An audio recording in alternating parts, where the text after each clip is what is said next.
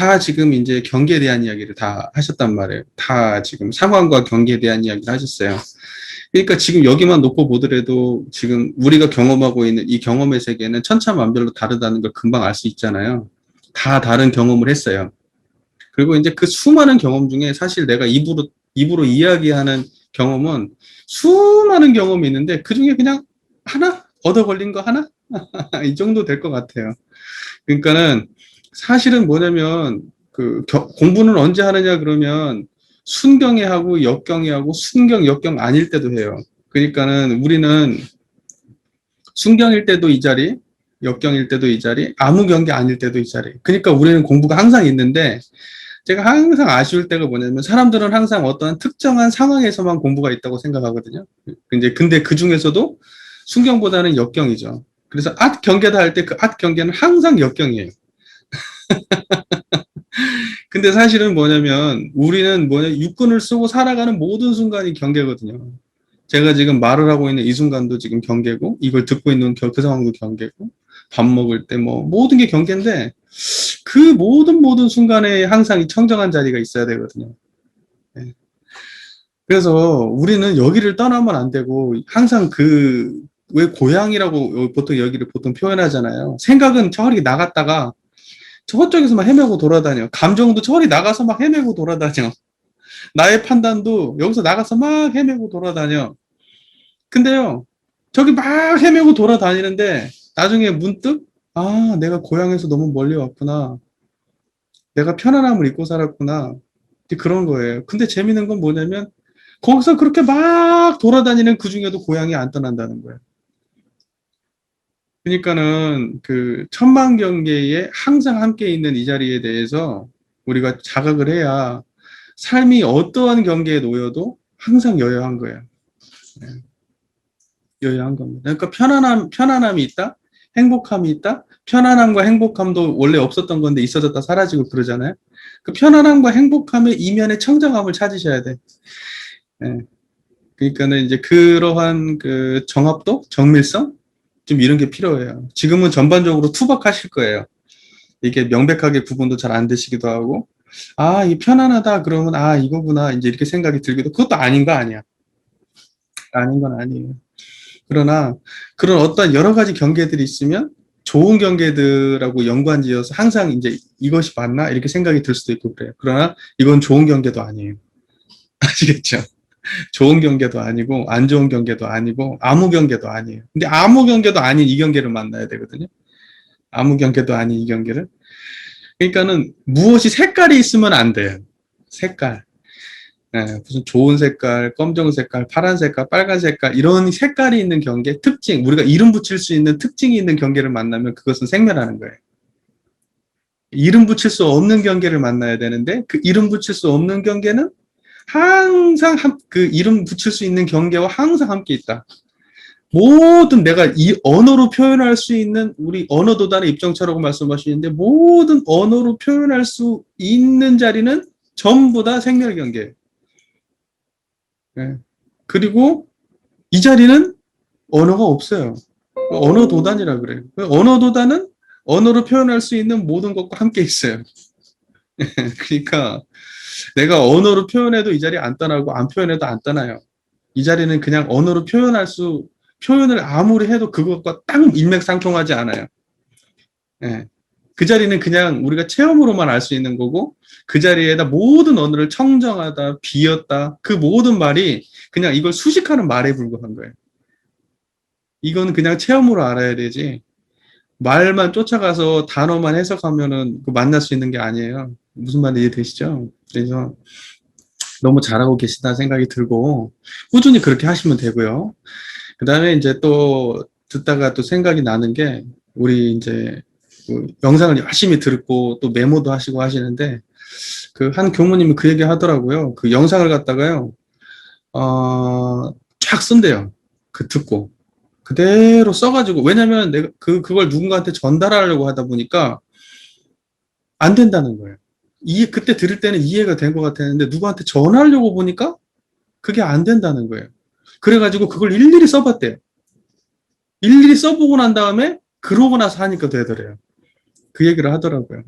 근데 왜 그러냐면 제가 여기서 무언가를 이야기할 때는 여기에서부터 여기까지의 맥락을 전부 다 이해한 상태에서 제가 어떠한 하나씩을 이렇게 말을 한단 말이에요. 그러면은 이 맥락이 어디에서 나왔는지 그 전체적 배경에 대한 이해와 함께 이것이 있어야 이것이 설명할 때 무리가 없어요. 근데 이제 공부를 하다 보면 이제 우리 교도님들 입장에서는 배우는 입장이 계시다 보니까 전체의 줄을 조망하는 입장이 아니라 지금 딱 들은 거기 부분을 이해하게 되거든요. 그 부분에서. 그러니까 그 부분만 이해하게 되면 나중에 조금만 틀어지면 또 헷갈리고, 예, 그렇게 되거든요. 그러니까, 그래서 양의 문제예요. 지금 그 토막을 이해했으면 그것도 중요하고요. 그 이해의 양이 많아져야 돼요. 양이. 그러니까는, 사람한테 누군가한테 말로 전달한다? 이거 사리 연구 공부잖아요. 말로, 계속 말로 주고받으면서 이 양을 늘려가고, 쓰면서도 늘려가고, 생각하면서도 늘려가는 거예요. 그러니까 그걸 함께 계속해서, 해나가야 돼요. 그래서 원불교의 사리연구 방법론에 사리연구 공부 방법의 경전, 강연, 회화, 의도, 성리, 정기일기, 그러니까 쓰는 거, 말하는 거, 발표하는 거, 경전 공부하는 거, 그거 전부 다 사리연구 공부가 되는 거죠. 무슨 말인지 이해가 되시잖아요. 네. 그러니까 대소윤무하고 12이해에 관계된 그 모든 것들을 말하고 쓰고 생각하는 방식으로, 예. 말도 예를 들면 발표하는 방식과 서로 격없이 대화하는 방식. 그러니까 어디를 통하든지 그러한 장을 만나면 제일 좋은 것 같아요. 근데 예를 들면 말하는 방식으로 습득한 사람은 읽는 방식으로 잘 안 돼 있거나 쓰는 방식이 안 될 수 있고, 쓰는 방식으로 열심히 연마하신 분은 말하는 방식으로 안 될 수 있어요. 그건 이제 기능적, 안 해봐가지고 그걸 그쪽 방향으로 써질 않아서 그러는 거거든요. 그래서 사실은 뭐냐면 이런 모든 것이 종합적으로 되어지는 게 가장 원만하죠. 예, 말도 할 줄 알고 쓸 줄도 알고 생각도 할 줄 알고. 재밌는 게 뭐냐면요. 생각에서 안 되는 건 글로 안 써지고요. 글로 안 써지는 건 말로도 안 되고. 예.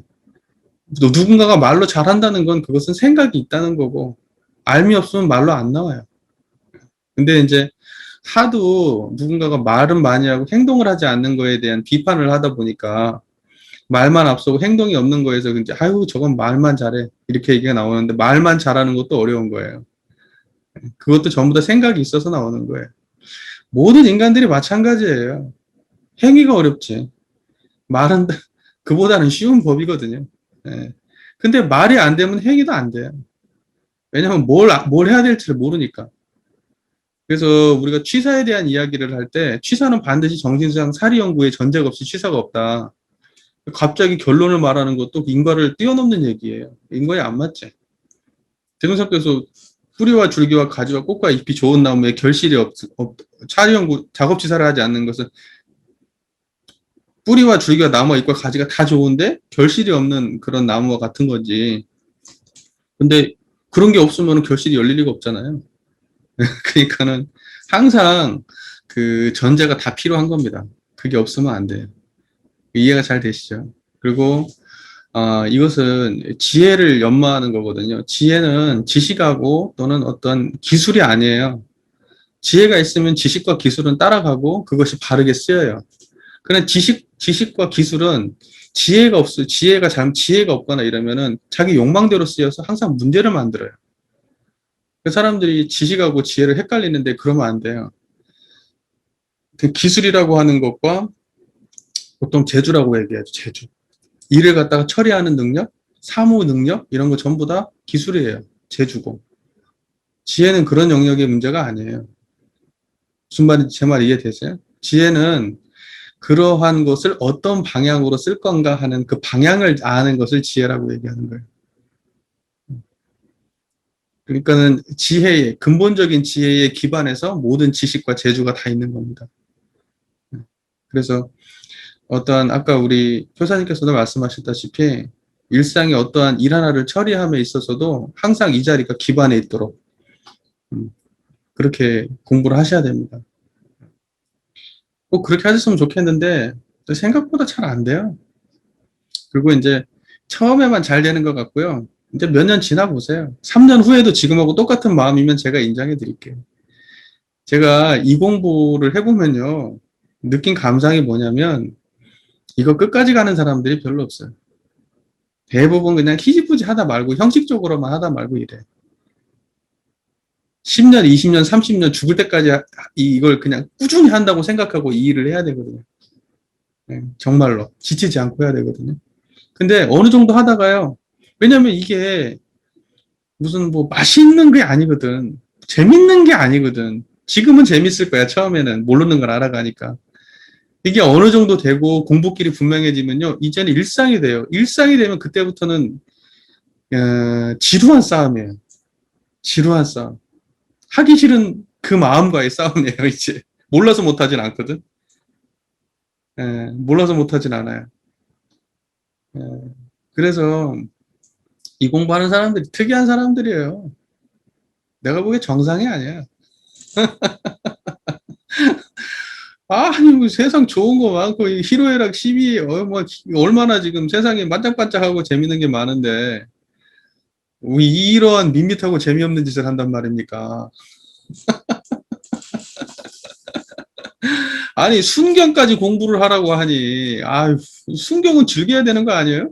근데 순경도 공부해야 된다. 아우, 이걸 왜 하는지 모르겠어, 나는. 그래서 나는 여기 계신 분들이 참 희한한 분들이다. 나는 그런 생각이 들어요. 예.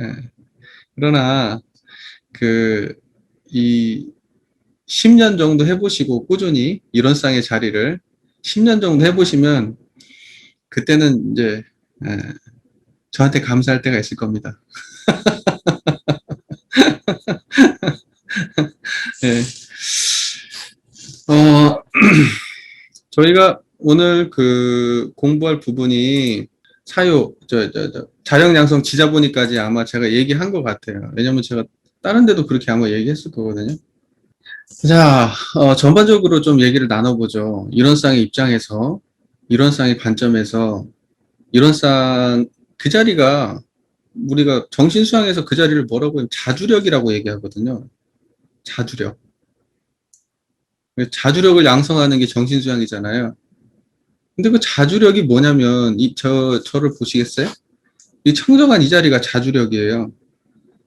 청정한 이 자리가. 그 자리가 내 마음에 탄탄하냐, 얼마나 탄탄하냐, 그 자리에서 얼마나 내가 벗어나지 않고 일상의 삶을 아까 얘기했다시피 순경이나 역경이나 순역도 아닌 그 경계에서 얼마나 이 자리가 서 있냐. 이게 자주력인데 그래서 네가 네 삶의 주인이냐 할 때 이 자리가 드러나야 주인이고 이거 놓치면은 물질의 노예예요. 좋음의 노예, 싫음의 노예, 그리고 이것저것도 아닌 것의 노예. 그러니까 그 모든 경계 속에서 이 자리가 드러나느냐. 이제 이게 정신수양이잖아요. 그래서 결국은 자주력을 양성하기 위한 게 정신수양인데 우리가 자력 양성을 공부한다 할 때 자력이라는 게 뭐겠어요? 자력이라는 게 기본적으로는 자주력이에요. 자주력. 그렇겠죠? 이게 자주력이고 그러니까 다시 말해서 불생불멸의 자리가 바르게 서야 돼요. 첫 번째로. 물론 여기에서 전반적으로 나와 있는 얘기는 불생불멸의 이야기는 아니에요. 전반적으로는 생멸 차원의 이야기예요. 생멸 차원의 이야기예요. 그러니까 정신육신 물질적으로 이런 어떤 물리적 차원에서의 이야기예요. 우리가 생각하는 정신이라는 것도 사실 물리적 차원의 이야기죠. 뭐 글자를 공부해가지고 여러분들이 무언가를 아시잖아요. 무언가를 정보를 들어서 아시고 냄새를 맡아서 아시잖아요. 그래서 우리가 안다, 무언가를 갖다가 그 인식하고 안다는데 그렇게 무언가를 경험해서 알아지는 거 이거 전부 다 물리적 세계예요. 경험해서 알아지는 거 경험 세계라 그래요. 경험 세계, 물리적 세계, 현상계 뭐 이런 말 써요. 근데 그거 경험되기 이전에 알았던 거 있어요. 그것을 보통 이제 경험 이전의 세계, 그걸 뭐 또 진리계, 또는 뭐 어떤 뭐 철학에서는 그걸 뭐 선험이라고 말해요. 경험 이전, 경험 앞에 있었던 거, 그리고 뭐 선험 이렇게 얘기하기도 하고 그러거든요. 그러니까 그것은 뭐냐면 경험 전에 이미 있었어요. 네. 그 경험 전에 이미 있었던 그것이야말로 나다 그러거든요. 자력, 그게 자주. 그건 항상 홀로 서 있어요. 기대서 있지 않아요. 그럼 모든 정보는 항상 기대서 있죠. 나의 감정도 기대서 서 있고, 나의 판단도 기대서 서 있고, 나의 느낌도 기대서 있어요. 항상 물질과 물질 간의 관계 속에서. 연기적 관계로. 예. 이기고로 이것이 일어남으로 저것이 일어나고, 저것이 있으므로 이것이 있고, 저것이 멸하니까 이것도 멸하고, 예. 무슨 말인지 이해가 되시죠? 다 그런 연기적 관계 속에 있는 거예요. 그 연기적 관계를 갖다가 인과라고 얘기하는 거죠, 인과. 그러니까 인과의 세계 속에 다 있는 거. 현상은 전부 다 인과의 세계고, 그 인과의 세계 속에서의 자력은 뭐냐? 정신, 육신, 물질적 자력이에요.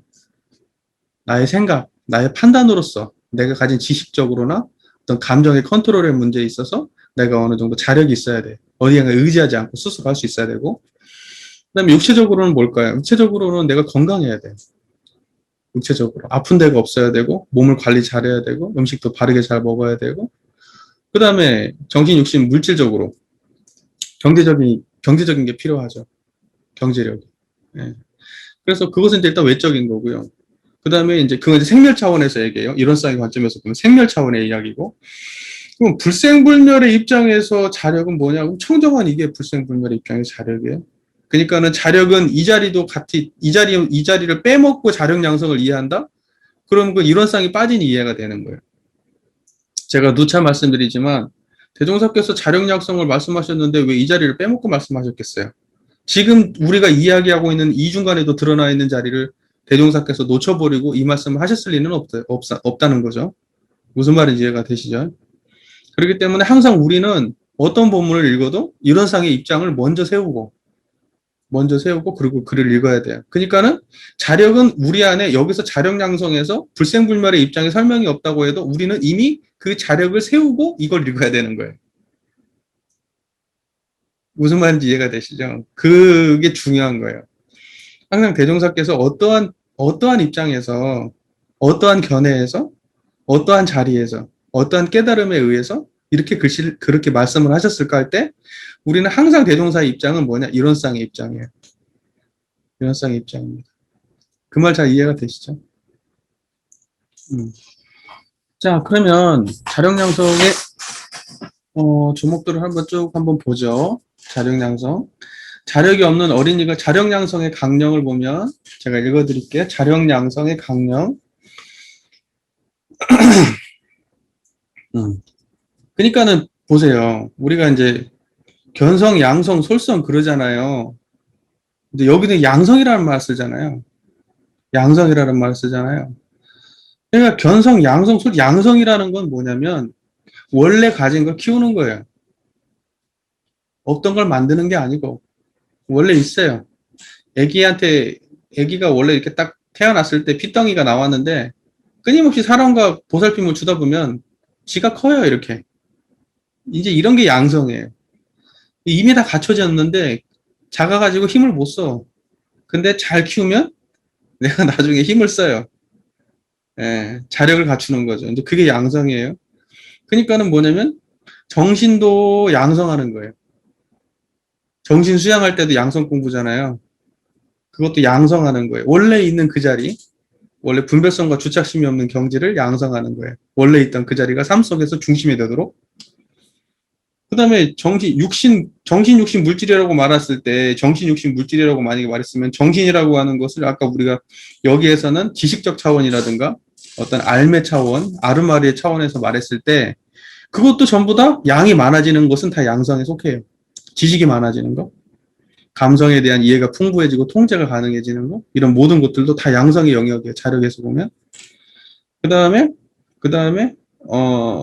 내가 경제력이 풍부해지는 거, 또는 내가 가진 그냥 경제력, 돈뿐만이 아니고 그 돈을 관리할 수 있는 능력, 또는 없으면 내가 또 만들 수 있는 그런 역량, 이런 것들도 전부 다 우리 외적 양성인 거예요. 그 다음에 이 몸이라는 것도 계속 관리되는 거. 이것도 다 양성 영역에 들어간다고 볼 수 있어요. 그러니까 양성이라고 하는 것을 되게 편협하게 이해하면 안 되고, 양성이라는 것은 우리의 그 본래성을 갖다가 키우는 것도 양성이지만 그 외적으로 인과적 세계에서 자력을 갖춰가는 것도 양성이라고 보면 된다. 그러니까는 여기에서는 자력양성이라고 했기 때문에 그때의 자력이라고 하는 것은 우리의 예를 들면 정신수양에서의 양성만을 양성이라고 하는 게 아니라 외적으로, 인과적 입장에서 생멸 차원에서의 양성도 양성인 거예요. 이해가 잘 되고 계시죠? 자력 없는 어린이가 되든지, 이게 여기서 이제 자력 없다는 게 어떤 건지 얘기가 나오는데, 자력 없음의 개념을 대종사께서는 명확하게 구분해서 말씀하세요. 여기 정확하게. 뭐라고 되어 있냐면, 자력 없는 어린이, 노혼한 늙은이, 어찌할 수 없는 병드니. 그러니까 무자력한 사람에 대한 정의가 대동사는 이 세 가지가 무자력한 사람이라고 봐요. 어린이, 병드니, 그 다음에 어린이, 늙은이, 병드니. 그 말 이해 잘 되세요? 어린이, 늙은이, 병드니는 자력이 없어요. 그럼 자력 없는 사람들은 어때야 돼요? 도와줘야 돼요. 그리고 어린이, 늙은이, 병든이가 아닌 사람들은 대동사의 입장에서는 기본적으로 자력이 있다는 입장이에요. 예, 자력이 있다는 입장이에요. 무슨 말인지 이해가 되시죠? 그러니까 그런 사람들을 그런 사람들한테는 그 자력을 키우도록 해줘야 되지, 그 자력을 무기력하게 일방적으로 도와주는 방식으로 하지 말라는 입장인 것 같아요. 제가 보기에. 그러니까 지금 뭐 우리가 애를 하나 키운다고 보시게요. 단순하게 자녀를 키워요. 어렸을 때는 도와주죠. 근데 그게 도대체 몇 살 때까지 해줘야 된다는 거예요. 요즘에는 대학교 졸업하고 군대도 갔다 오고 결혼하고 나서도 부모가 막 반찬도 해줘야 되고 나중에는 애 낳으면 애까지 봐줘야 되고, 그러니까 어디까지를 자력으로 봐야 될까요? 대동사 입장에서 보면은요, 그거 전부 다 자력 양성에 위배되는 행위예요. 제가 볼 때는요, 사춘기도 아니다. 요즘 같은 애들은 중학교 정도? 아주 길게 봐. 중학교 정도 지나면, 그러면 다 자력이 있어요. 자력이 있어요. 사춘기 정도 지나면 자력이 있다고 봐야 될 것 같아요.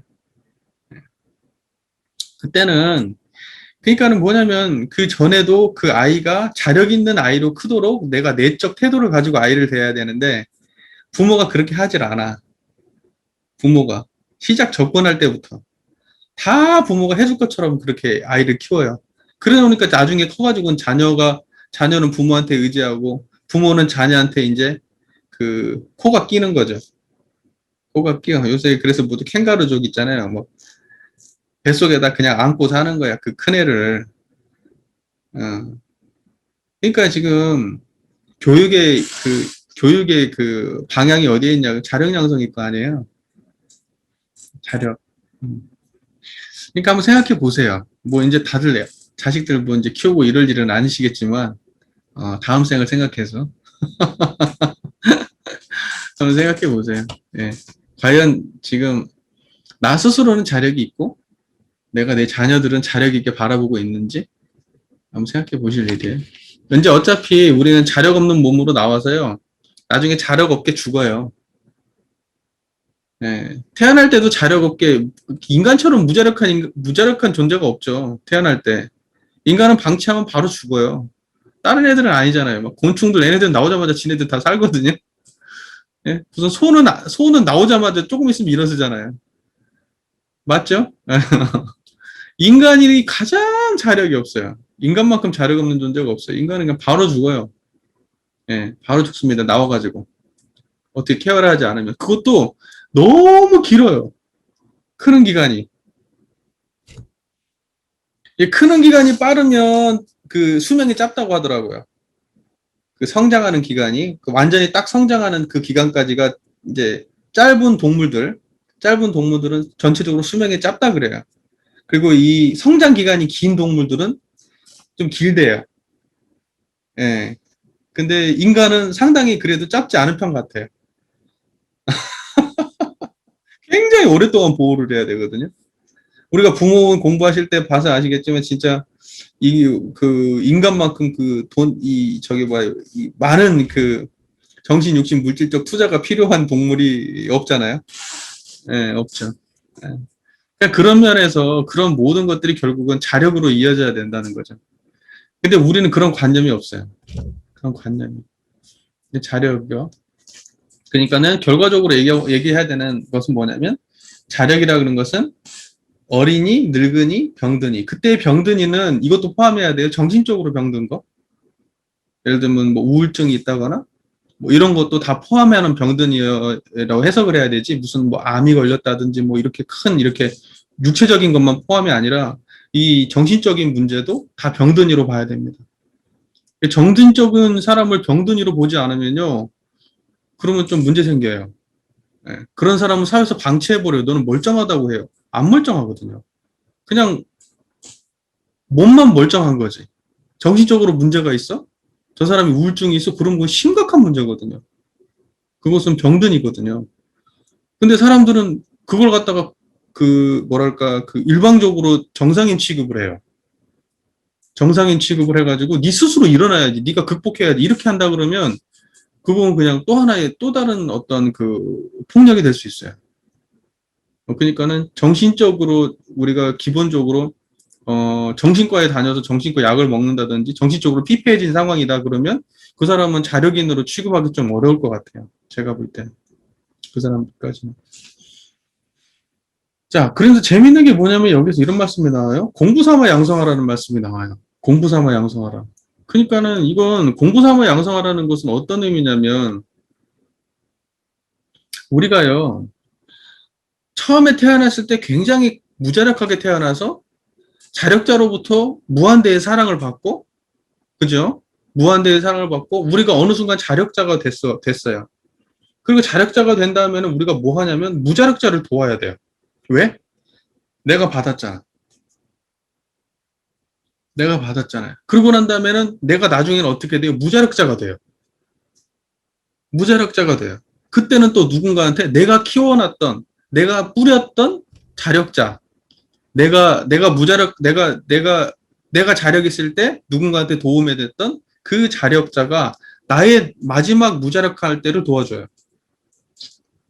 우리의 삶은 그런 거예요. 그러니까는 뭐냐면 공부 삼아 양성하라고 하신 말씀은 그냥 네가 잘 먹고 잘 살기 위해서 그러라는 의미도 있지만 사실은 뭐냐면 인간의 전체적 삶을 조망해 볼 때 인간은 무자력하고 자력하고 그다음에 무자력을 반복하다가 그리고 가는 인생이고 우리가 무자력할 때는 사람들한테 굉장히 많은 도움을 받아요. 예, 그런 삶을 살게 됩니다. 네. 그러니까는 내가 공부 삼아서 자력이 없으면 나는 빚만 지다 가는 인생이 되는 거예요. 내가 계속 자력이 없다면 계속 빚만 지다 가는 인생이 돼요.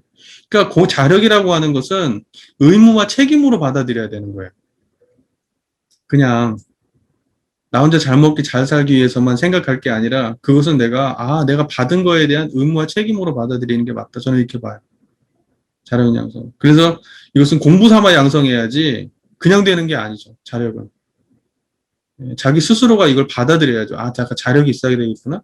정신유신 물질적으로 또는 종교적 입장에서 자력이 있어야 되겠구나. 네. 그렇게 해야 된다고 저는 생각이 들어요. 그래서 이거 공부 삼아 양성하라는 말도 상당히 의미 있게 받아들였으면 좋겠어요. 저희가.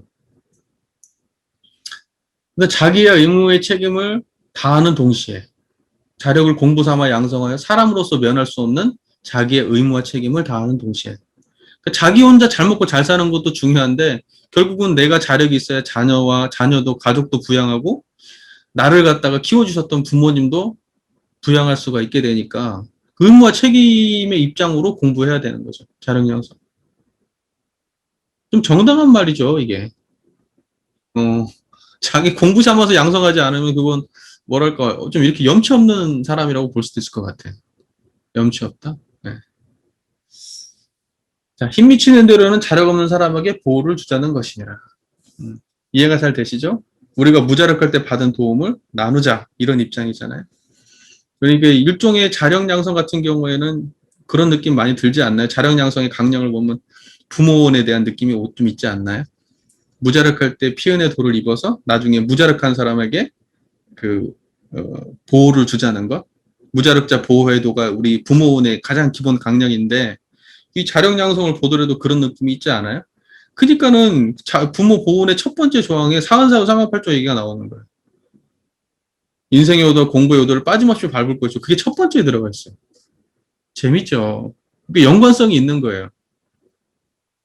그러니까 뭐냐면 우리가 기본적으로 가지고 있는 사은하고 사유라고 하는 것은 통틀어서 사은사유의 교리는 인과의 세계예요. 인과의 세계. 그렇기 때문에 인과의 세계는 다 얽혀 있지 완전히 독립되어 있지 않아요. 자력양성 그러면 자력양성이 그러면 천지부모 동포법률과 독립된 자력이 어디 있겠어요? 무슨 말인지 이해가 되시죠? 독립되어 있지 않아요. 다 얽혀 있어요. 단지 구분해 주신 거예요. 이해의 차원에서. 그 말 이해가 잘 되시죠? 그러니까는 이걸 넘나드셔야 돼요. 이걸 갖다가 딱 이것은 요대로만 이해해야 돼. 이제 이러면 곤란해요. 그러면 이제 곤란해요. 답답해요. 그렇게 하면 이제. 넘나들어야 돼요. 사안의 모든 교리를 넘나드셔야 돼요. 이해가 잘 되시죠? 네. 자, 그 다음에 자력양성의 강령에 대해 전반적으로 이해가 되셨죠? 자력이 없는 사람을 뭐라 그런다? 어린이, 늙은이, 병든이. 이 병든이 중에서는 정신병도 포함을 시켜야 된다. 이렇게 말씀을 드렸고. 그리고 이런 사람이 아니면 누구라도 자력은 공부 삼아 양성해야 되는데 공부 삼아 양성을 하려면 왜 그렇게 해야 되느냐? 사람으로서 면할 수 없는 의무와 책임을 다하기 위해서. 왜 그것이 의무와 책임이냐? 내가 그렇게 받았으니까. 무슨 말인지 이해가 되시죠? 네. 그리고 난 다음에 힘이 미치면 무자력한 사람에게도 도움을 주어야 된다. 자, 여기까지 잘 정리가 되셨죠? 그러니까 대동사께서는 어떤 분이냐, 이 세상에다가 이제 포석을 놓는데 세상을 갖다가 이 세상을 낙원 세상 만들려고 하는 거잖아요, 대동사님은. 낙원은 완벽한 낙원 세상이 어디 쪽이 다른 데 있는 게 아니에요. 서방정토 극락이라든가 어디 천국이라든가 어디 따로 있질 않아. 거기는 이미 완성된 세계가 어디 다른 데 있다고 상정하는 것은 원불교는 아니에요.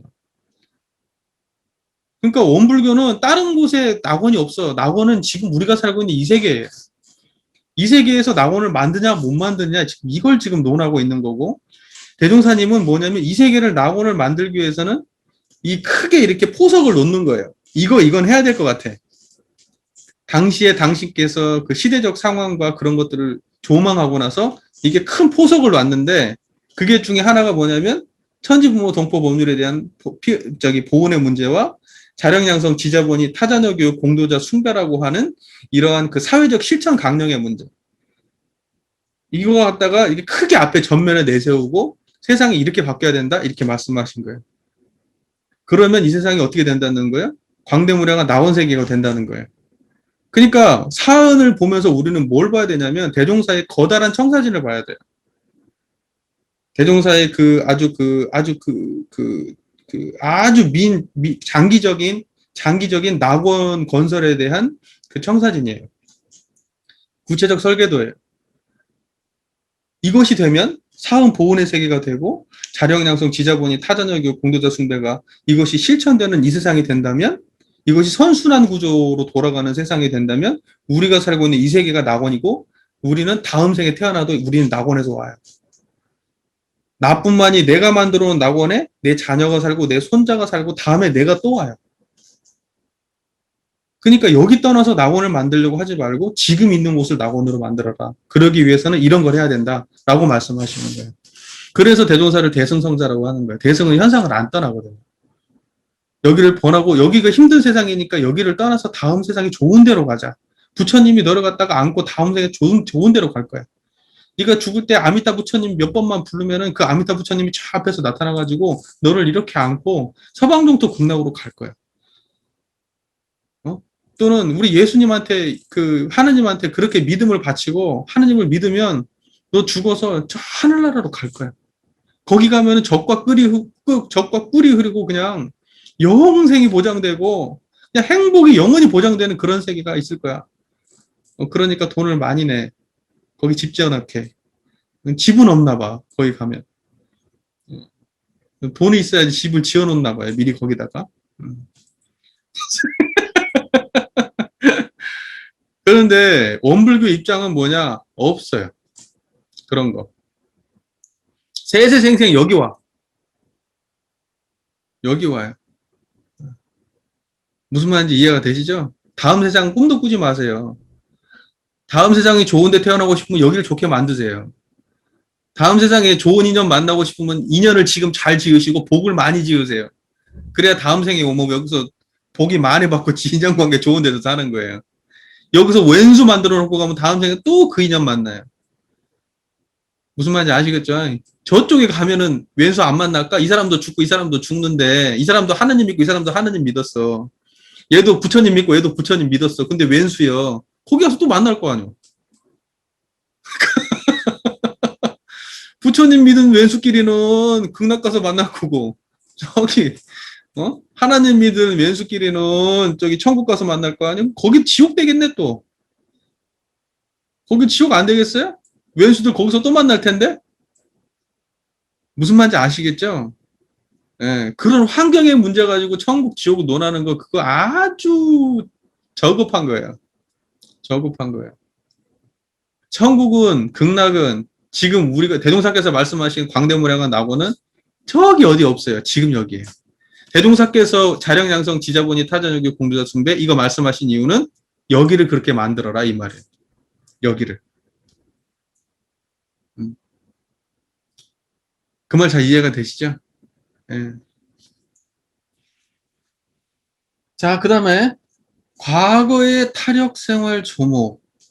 첫 번째, 부모, 형제, 부부, 자녀, 친척 중에 혹 자기 이상의 생활을 하는 사람이 있으면 그의 의지하 놀고 살자는 것이며 또는 의뢰를 구하여도 들어주지 아니하면 동거하자는 것이며 또는 타인에게 빚을 쓰고 갚지 아니하면 일족이 전부 그 빚을 갚다가 서로 못 살게 되었으며.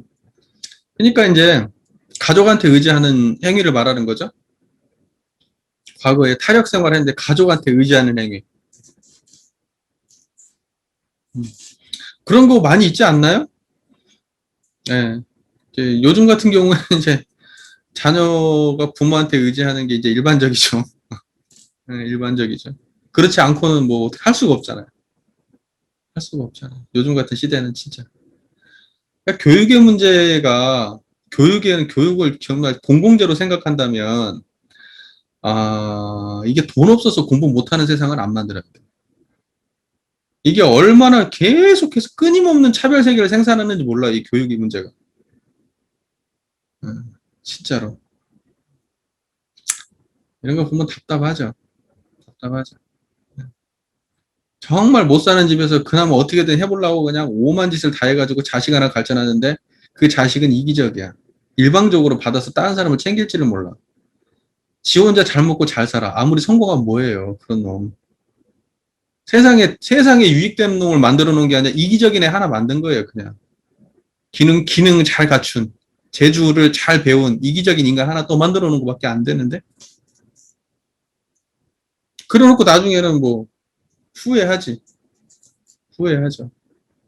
그런 경우 봐요. 예.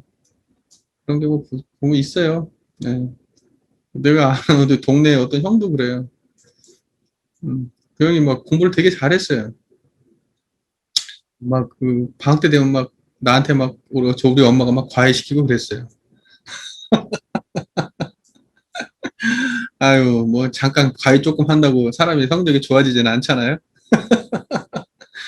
근데 그 형이 뭐 미국으로 가가지고 뭐 어디 뭐 교수를 한다고 그러고 그러는데 뭐 기독교 해가지고 뭐 이렇게 결혼을 하고 그랬나 봐요. 부모님이 얼마나 자랑스러웠겠어. 근데 그 자식이 집안에 한 번이라 돌아볼 것 같아요. 그렇게 되는 거예요. 그렇게 되는 거라고. 에휴, 그러니까 더 중요한 건 뭐냐면 그 자식이 뭘 되느냐가 중요한 게 아니야. 물론 최소한의 기본적인 어떤 물질적 자력이 필요하긴 하지만 기본적으로 인간이 돼야 돼. 인간이. 예. 솔직히 말해서요. 똑똑한 인간은 넘쳐나. 내 자식이라 특별하지. 세상에 내놓으면 그냥 별 볼 일 없는 그냥 똑똑한 그냥 이기적인 인간 하나 만든 것밖에 안 돼. 내 자식이라 특별하지. 솔직히 까놓고 말해서 정신 차려야 돼요. 어떤 사람이 많아져야 이 세상이 행복해질 것 같아요? 우리는 항상 뭐냐면 우리 가족 중심으로 생각하거든요. 그러나 이걸 세상을 놓고 우리가 넓은 관점에서 조망을 해보실게요. 어떤 사람이 많아져야 이 세상이 행복할까요? 똑똑하고 공부 잘하고 좋은 직장 가지고 돈 많이 많은 사람이 많아지면 진짜 행복할 것 같아요? 아니에요. 이 세상은 그런 사람이 많다고 행복해지는 게 아니에요. 이 세상은 마음이 이 자리타로 풍부한 사람, 타인도 생각할 수 있는 사람, 여유 있는 사람, 음, 친절한 사람, 이런 사람이 많아져야 이 세상이 좋아지는 거예요. 정말 똑똑한 인간들은 몇몇 명 있으면 돼, 몇 명만. 그러니까, 물론 우리가 자기 자식을 그렇게 무슨 남대하듯이 하라는 건 아니에요. 하지만 제가 이 말씀을 드리는 것은 뭐가 중요하냐는 거예요. 뭐가. 기껏해야 100년 못 넘기고 다 죽는 인간들이에요. 뭐가 중요하냐고. 예. 잘 생각해 보세요. 근데 못 벗어나, 잘. 인간은 물질에 완전히 속박되어 있는 존재거든요. 여기서 벗어난다? 아, 대단한 인간이죠. 예, 대부분은 안 돼요. 그 다음에 두 번째, 여자는 어려서 부모에게 결혼 후에 남편에게 늙어서는 자녀에게 의지했으며 또는 권리가 동일하지 못하여 남자와 같이 교육도 받지 못하였으며 사교의 권리도 얻지 못하였으며 또는 재산에 대한 상속권도 얻지 못하였으며 또는 자기의 심신지만의 일동일정의 구속을 면하지 못하게 되었음이니라. 근데 갑자기 과거의 타락생활 조목인데 여자 문제가 딱 나왔어요. 여자 문제가.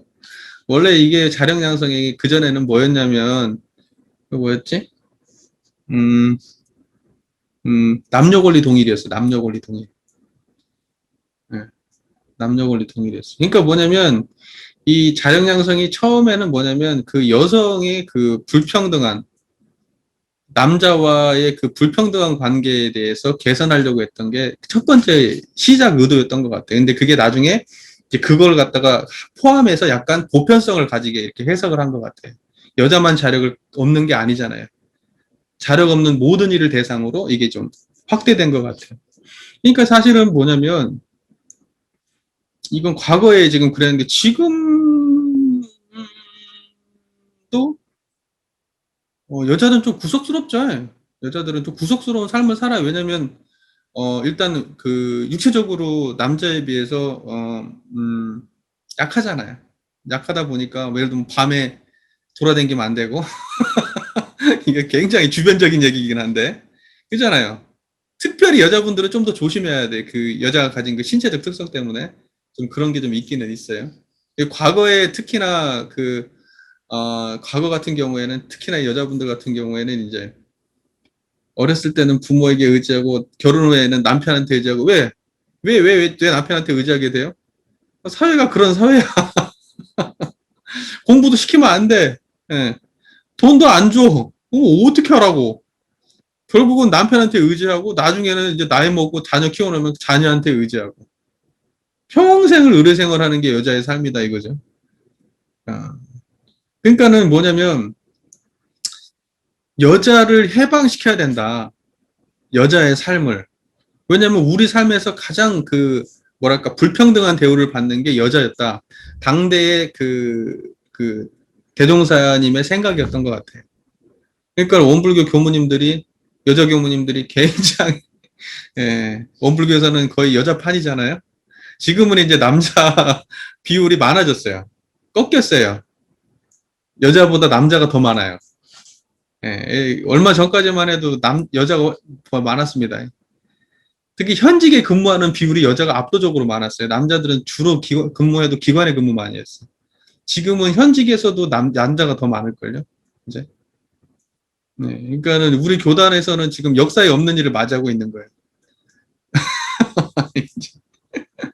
네, 그렇게 바뀌어가요. 바뀌어가는 거죠, 그렇게.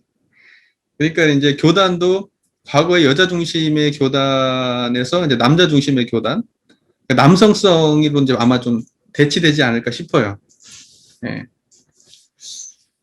뭐 이제 말이 좀 샜는데, 그러니까 대종사께서는 과거의 타력 생활을 이렇게 뭐랄까 조망해 보신 거예요. 그러니까 이런 걸 보고 어떤 사람들은 이럴 수 있어요. 여자가 그렇게 사는 거 당연한 거 아니야? 이렇게 생각할 수 있잖아요. 왜냐면 사람들이 다 그렇게 사니까. 자기는 또 여자도 아니잖아. 여자 입장을 모를 거 아니야. 아, 당연히 그렇게 사는 거 아니야? 어? 그리고 그게 너무 자연스러운 거 아니야? 이렇게 생각할 수 있는 거 아니에요? 근데 성자들은 어때요? 그렇게 생각하질 않아. 성자들의 안목의 특징이 뭐냐면요. 깨달은 사람들은 하나같이 평등의 기반이 생겨요. 세상에 불평등이 보여. 왜? 내가 평등하니까. 내가 입장이 평등한 입장에 있으니까 불평등이 보여요. 불평등이 안 보인다? 그러면 그분은 성자는 아니야. 그러니까는 예를 들면 이제 과거에 뭐 특정한 이런 성자도 있잖아요. 막 그 지방에 태어나가지고 거기서 그냥 선만하다가 죽어.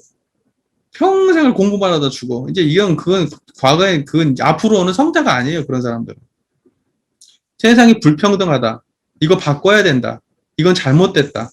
이것이 바뀌어야 세상이 낙원이 된다. 이렇게 주장하지 않으면 앞으로 성자 못 돼요. 대승성자는. 무슨 말인지 이해가 잘 되세요? 그런 입장에서 대동사님 같은 그 평등한 자리를 깨치신 분이 무등등한 자리를 깨치신 분 입장에서 볼 때 자기는 남자도 아니고 여자도 아니거든. 대종사님은.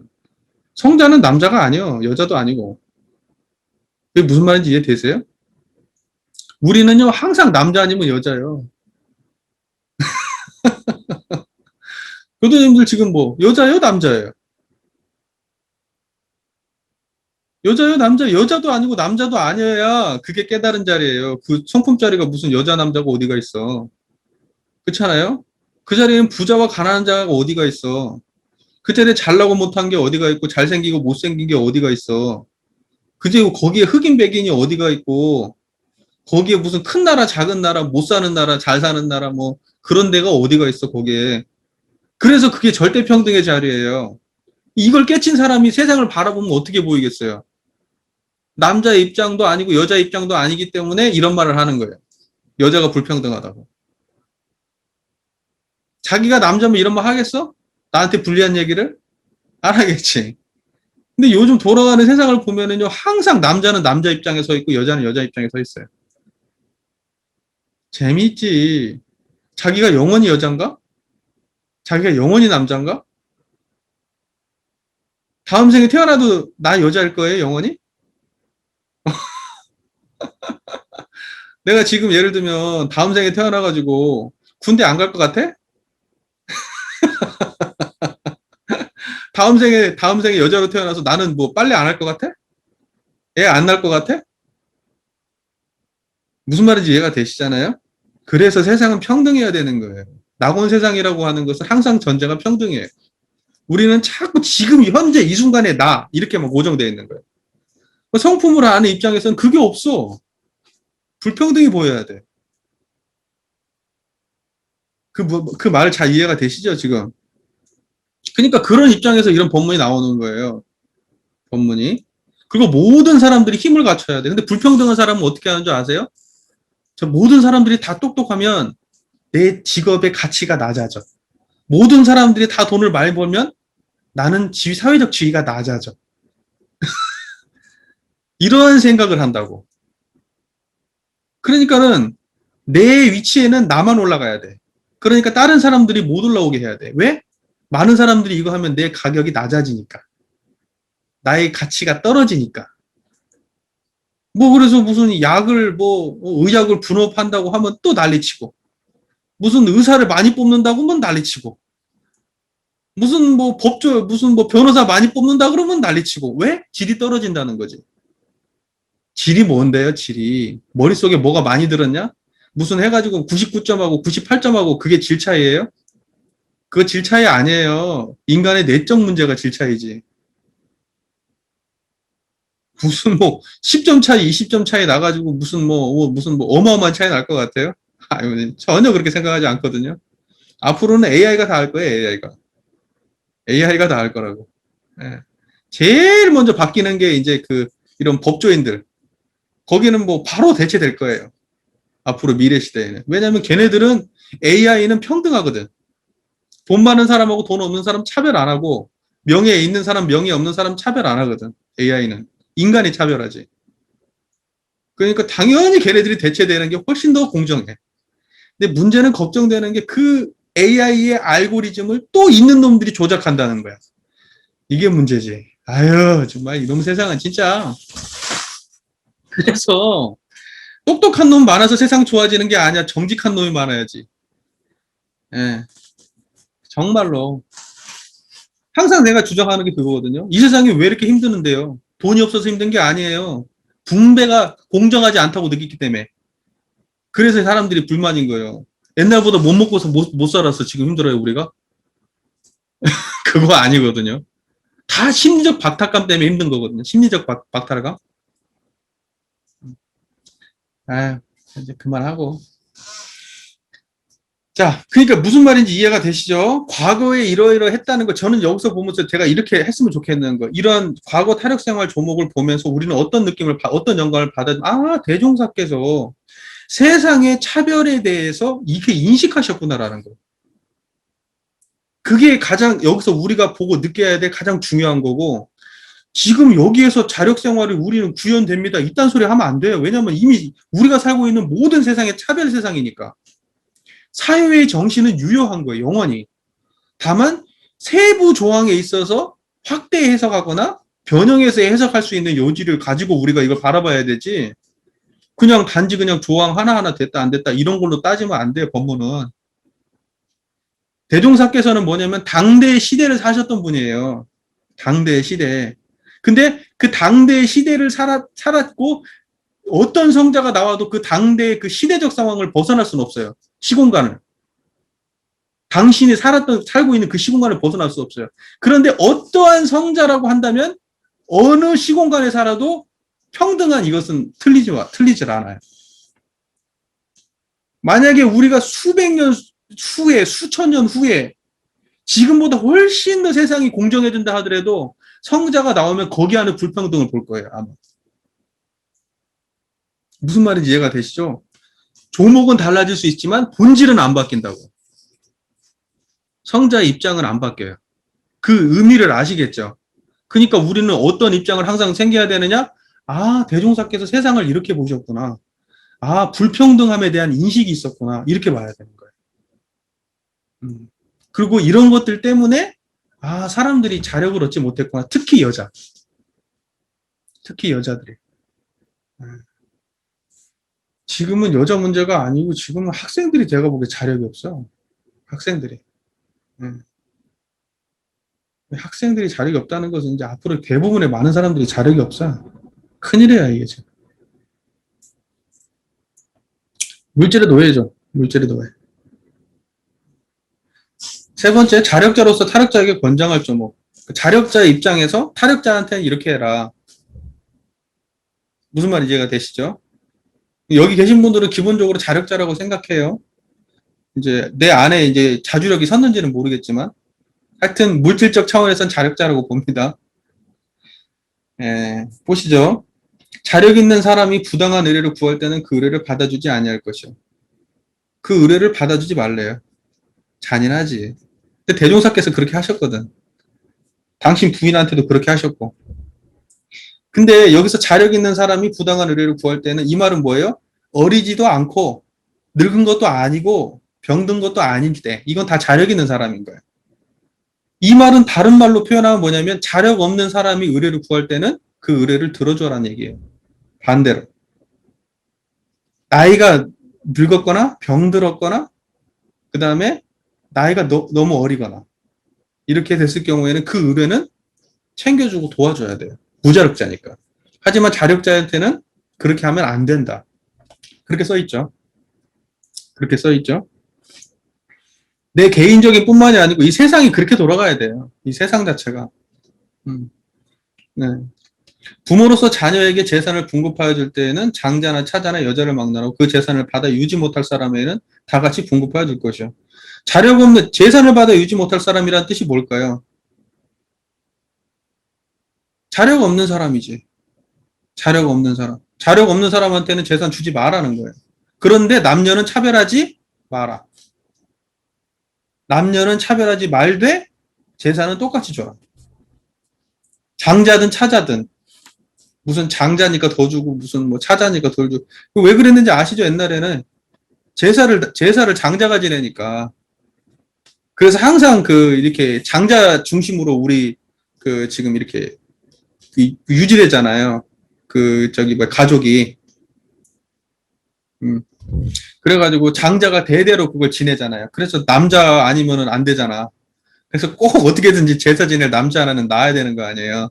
그래서 대를 잇는다고 하잖아. 대를. 핏줄을 남자로서만 핏줄을 이어간다고 생각하는 거지. 예.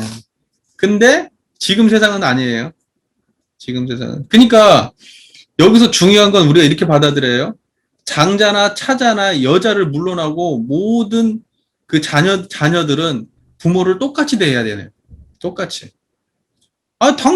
무슨 오빠가 저기 뭐야 장남이니까 오빠가 당연히 모셔야지. 이제 이런 말 하면 된다, 안 된다? 안 된다. 그런 말 하면 안 되는 시대예요, 이제. 장자 한 사람이 짐을 지던 시대가 아니에요, 이제. 왜? 부모도 똑같이 대하니까.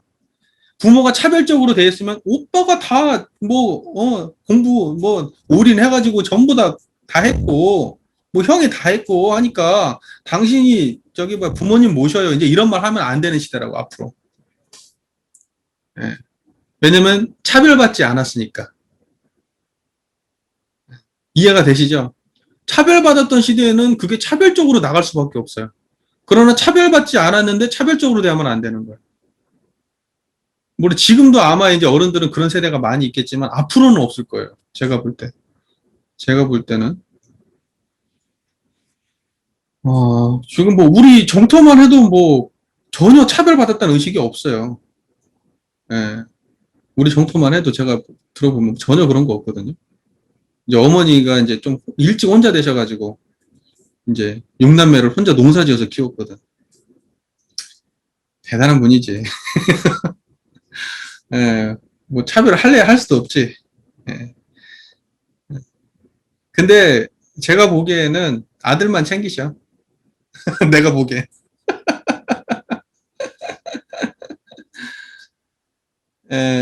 그 다음에 세 번째, 결혼 후 물질적 생활을 각자 자립적으로 할 것이며 또는 서로 사랑에만 그칠 것이 아니라 각자의 의무와 책임을 주로 할 것이요. 자, 보세요. 중요한 얘기예요. 결정적으로 물질 생활 자립적으로 해라. 맞벌이 하라는 거죠. 간단한 얘기예요. 니도 돈 벌고 나도 돈 벌어야지. 한 사람만 일방적으로 돈 벌면 한 사람한테 의지하게 돼요. 그거 하지 말라는 거예요. 남자한테 의지하지 말고 네가 물질적으로 자립적으로 해라. 그렇게 써 있잖아요. 맞죠? 그때 맞벌이란 말이 없었나 보지. 있었으면 여기 맞벌이 하라고 이렇게 써 있었을 텐데 지금. 물질적 생활을 각자 자립적으로 하라. 심지어는요. 문패까지 따로 다르고 집도 따로 다르고 막 이렇게까지 얘기하셨어요. 대종사님께서. 네, 그 정도로 완전히 그 자립적인 생활을 말씀하세요. 굉장히 극단적 자립적인. 근데 앞으로 가면 그렇게 될지 모르겠어요. 아직까지는 어색한데. 그 다음에 서로 사랑에만 그칠 것이 아니라 각자의 의무와 책임을 주로 할 것이요. 네, 의무와 책임을 주로 해라. 그러니까는 예를 들면 물질적 생활을 각자 자립적으로 하는데 당연히 가사도 동등하게 해야 될 거 아니에요? 그죠? 이 둘이서 같이 일하는 맞벌이를 하는데 가사 일도 다 같이 동시에 같이 해야 되는 거예요. 그러나 이게 완전히 이제 실제적으로 지금 이제 가사에 대한 입장이 지금은 이제 그 어엿하게 그것이 인정이 되잖아요. 노동으로 충분히 지금 인정이 되고 있기 때문에 그 가사에 대한 가치가 충분히 예전에는 그건 당연히 하는 거라서 그것은 뭐지 노동이 아닌 것처럼 취급이 됐지만 지금은 아니거든요. 그러니까 역할 분담을 해가지고 내가 이것을 갖다가 가사로 충분히 인정받으면 굳이 맞벌이 안 한다고 해도 그것도 동등하다고 볼 수 있어요. 무슨 말인지 이해가 되시잖아요. 무슨 요즘에 가령 애를 갖다가 낳았어. 근데 그 애를 갖다가 다른 데 맡기면 돈이 더 드는 건 아니지만 돈이 많이 들어. 근데 그 애를 내가 부모가 입장에서 그 부모를 내가 키우겠다. 그래서 돈을 갖다가 그렇게 안 버는 대신에 아이를 키우겠다. 그럼 그것도 충분히 가치 있는 일이란 말이죠. 무슨 말인지 이해가 되시죠? 그래서 그 역할 분담이 분명하게 되고 그런다고 하면 저는 뭐 충분히 용인될 수 있는 문제다 이제 이렇게 보죠. 저 개인적으로는. 그러나 이제 대종사님의 이제 그 기본적 의도는 평등해야 된다. 평등해야 된다. 경제적으로도 평등해야 된다. 그런 입장입니다. 이해가 되시죠? 그러니까 가사를 해가지고 애를 키우고 했는데 그럼 그걸 경제적 환산을 가치를 해가지고 나한테 돈을 내라 이렇게 하면 그건 좀 곤란하겠죠. 지금까지 하기에는 그렇게는 좀 그렇죠. 하지만 그 정도까지 따져야 된다는 거예요. 그 정도까지 자립을 말씀하시는 거예요. 그러니까는 이 의도를 알아야 돼요. 의도를. 어느 정도 수준까지 자립을 대종사께서 말씀하시는지. 그죠? 굉장히 극단적인 말씀이에요. 사실은.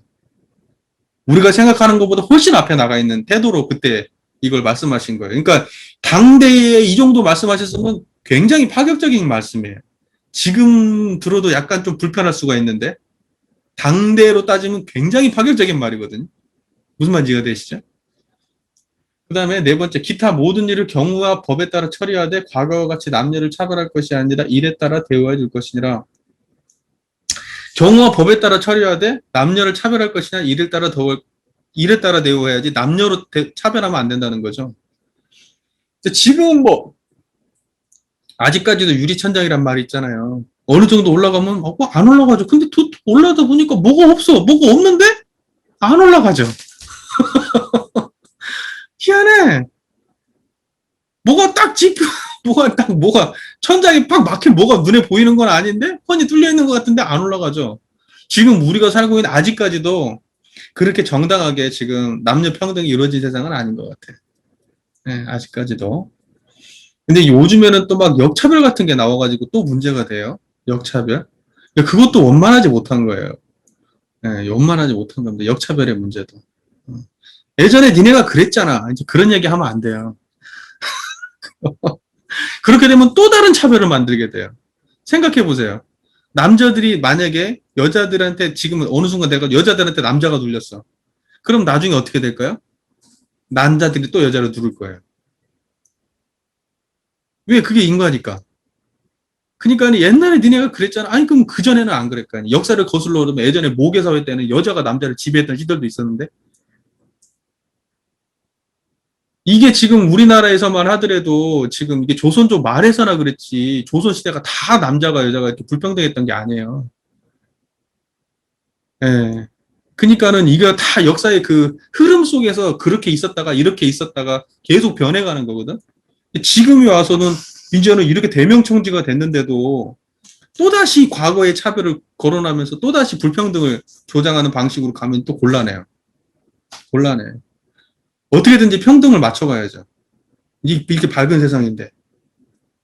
그래야지. 또 차별 생기면 또 다음에 또 문제 생겨.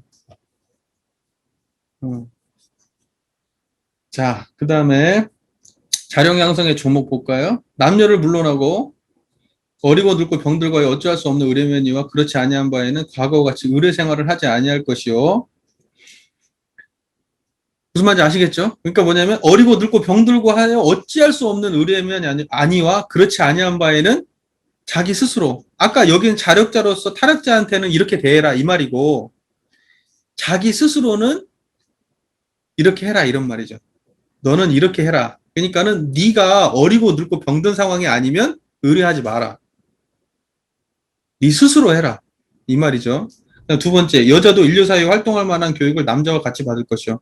여자도 교육 똑바로 받아서 남자한테 의시하겠다는 생각 자체를 하지 마라. 그러니까 남자한테 결혼할 때 나 예쁘니까 너 집 사와야 돼 라고 얘기하지 말라는 거예요. 무슨 말인지 아시겠죠? 예. 정당하게 서로 돈 벌어서 정당하게 서로 그렇게 해야 되지. 이제 여자들이 남자에 대한 어떤 재력이나 이런 걸 보고 나는 일 안 하고 너한테 100% 의지해서 난 살 거야 라는 그런 사고방식을 앞으로는 없어야 되는 거예요. 없어야 되는 겁니다.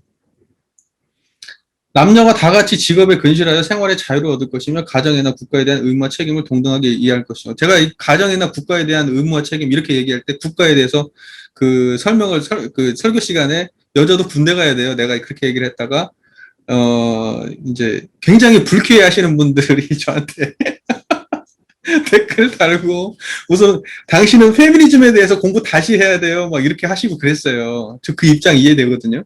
입장 이해돼요. 왜냐면 저도 그런 생각 해본 적이 없어요. 한 번도. 여자가 군대 가야 된다는 생각 해본 적이 없어요, 저도. 근데 가만히 생각해 봤어요. 근데 전체적으로 맥락을 보세요.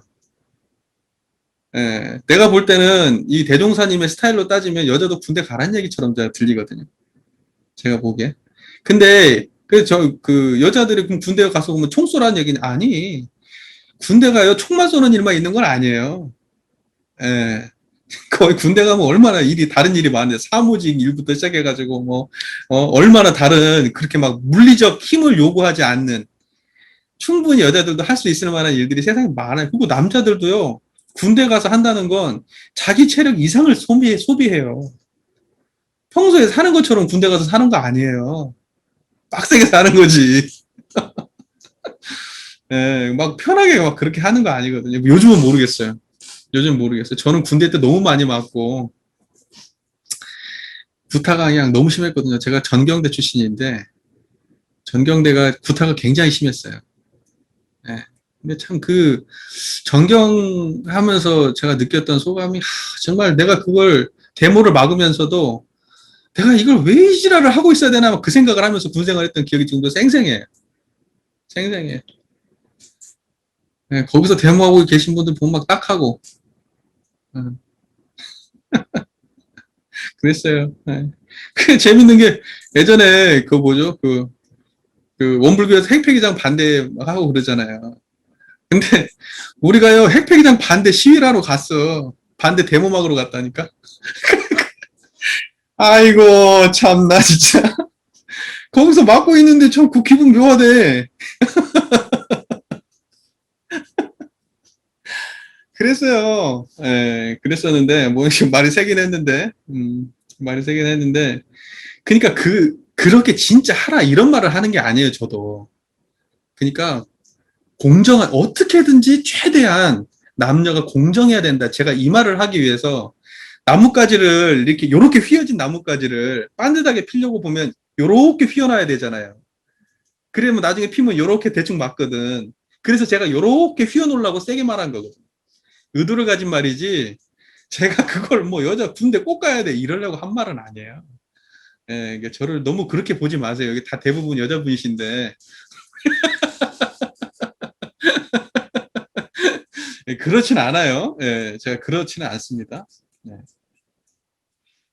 자, 그 다음에 찾아도 부모의 생전 사후를 과거 장자의 예로서 받을 것이니라. 이 말서 그게 써 있죠. 예. 그러니까는 뭐냐면 유산도 동등하게 분급하고, 자력양성을 우리가 자력양성을 실행한다고 하면, 자, 이제 이렇게 하는 거예요. 자력양성. 자, 내가 공부 삼아서 자력을 양성해야 되고, 다른 사람에게 의뢰하지 말아야 되고, 내가 부모라고 한다면 자녀를 똑같이 재산을 분급해 줘야 되고, 교육도 똑같이 시켜야 되고, 내가 여자의 입장이라고 하면 남자의 의지할 생각을 안 해야 되고, 나도 다른 사람하고 똑같이 부모를 공양해야 되고, 이렇게 하라는 거예요. 그러니까 뭐냐면 까놓고 얘기해서 평등하게 하라는 거예요. 예. 그러니까 처음에 그 전에 남녀 권리 동일이었다고 말씀드렸잖아요. 남녀 권리 동일. 그러니까는 여성에 대한 이야기가 자꾸 많이 나오는 거예요. 근데 지금은 이제 우리나라에는 그때 당대 시대의 여성의 문제를 그렇게 대동사께서 이렇게 화두로 제시를 하셨다면, 이제 그걸 약간 좀 보편화시켜서 또 말씀을 하신 거고, 그런데 이제 이러한 그 문화적 맥락이 다른 데도 많이 있을 거 아니에요. 다른 데 가면은 인종차별 같은 게 많이 있을 수 있지 않겠어요? 그렇잖아요. 그런데도 결국은 뭐냐면, 맥락은, 여기에 나와 있는 구체적 맥락은 다를 수 있지만 정신은 어때요? 바로 이관대 가잖아요. 그쪽으로. 이해가 되시죠? 바로 그거예요. 이 사유라고 하는 것은 그 조항을 통해서 우리가 이것을 갖다가 바라볼 수 있는 포괄적 안목과 지혜를 연마하고, 그것을 삶으로 차별세계에 구체적으로 적용하자는 거에 본의가 있는 거지. 조목조목이 이렇게 따져가지고 그렇게 하지 않고 생각하면 골치 아파요. 골치 아픕니다. 그렇게 하면은 사유는 폐기 처분해야 된다. 그러니까 사람들이 사유를 폐기 처분해야 된다는 얘기 자꾸 하는 거예요. 시대에 안 맞다 뭐 이런 얘기를 하는 거예요. 근데 아직 아니에요. 바꾸지 못할 조목은 아니지만, 근다고 지금 폐기 처분하고 지금 바꿔야 된다는 얘기가 나오긴 너무 이른 거예요. 제가 왜 이 말씀을 드리냐면, 원불교를 세계적 종교라고 얘기하고 세계 주세교단이라고 말해요. 우리끼리. 그러면 최소한 우리의 안목이 어딜 향해 있어야 되냐면 우리나라에 국한되면 안 돼요. 우리의 안목이. 근데 우리는 항상 어디에 국한되어 있냐면 우리 안목이 우리나라. 우리나라에만 국한되어 있는 안목으로 항상 교리를 해석한다는데 문제가 있는 거예요. 그 말 이해가 되시죠? 우리나라에 국한된 안목으로 해석하면 어떡해요? 그 주세교단이라고 말하면 안 되지. 세계적 주세교단이 되려고 하면 우리의 교리는 항상 세계를 향해 있어야 되거든요. 세상을 또 조금만 돌아보세요. 자력양석이라는 이 제목을 가지고 세상을 한번 돌아보세요. 세상에 무자력자가 널렸어요.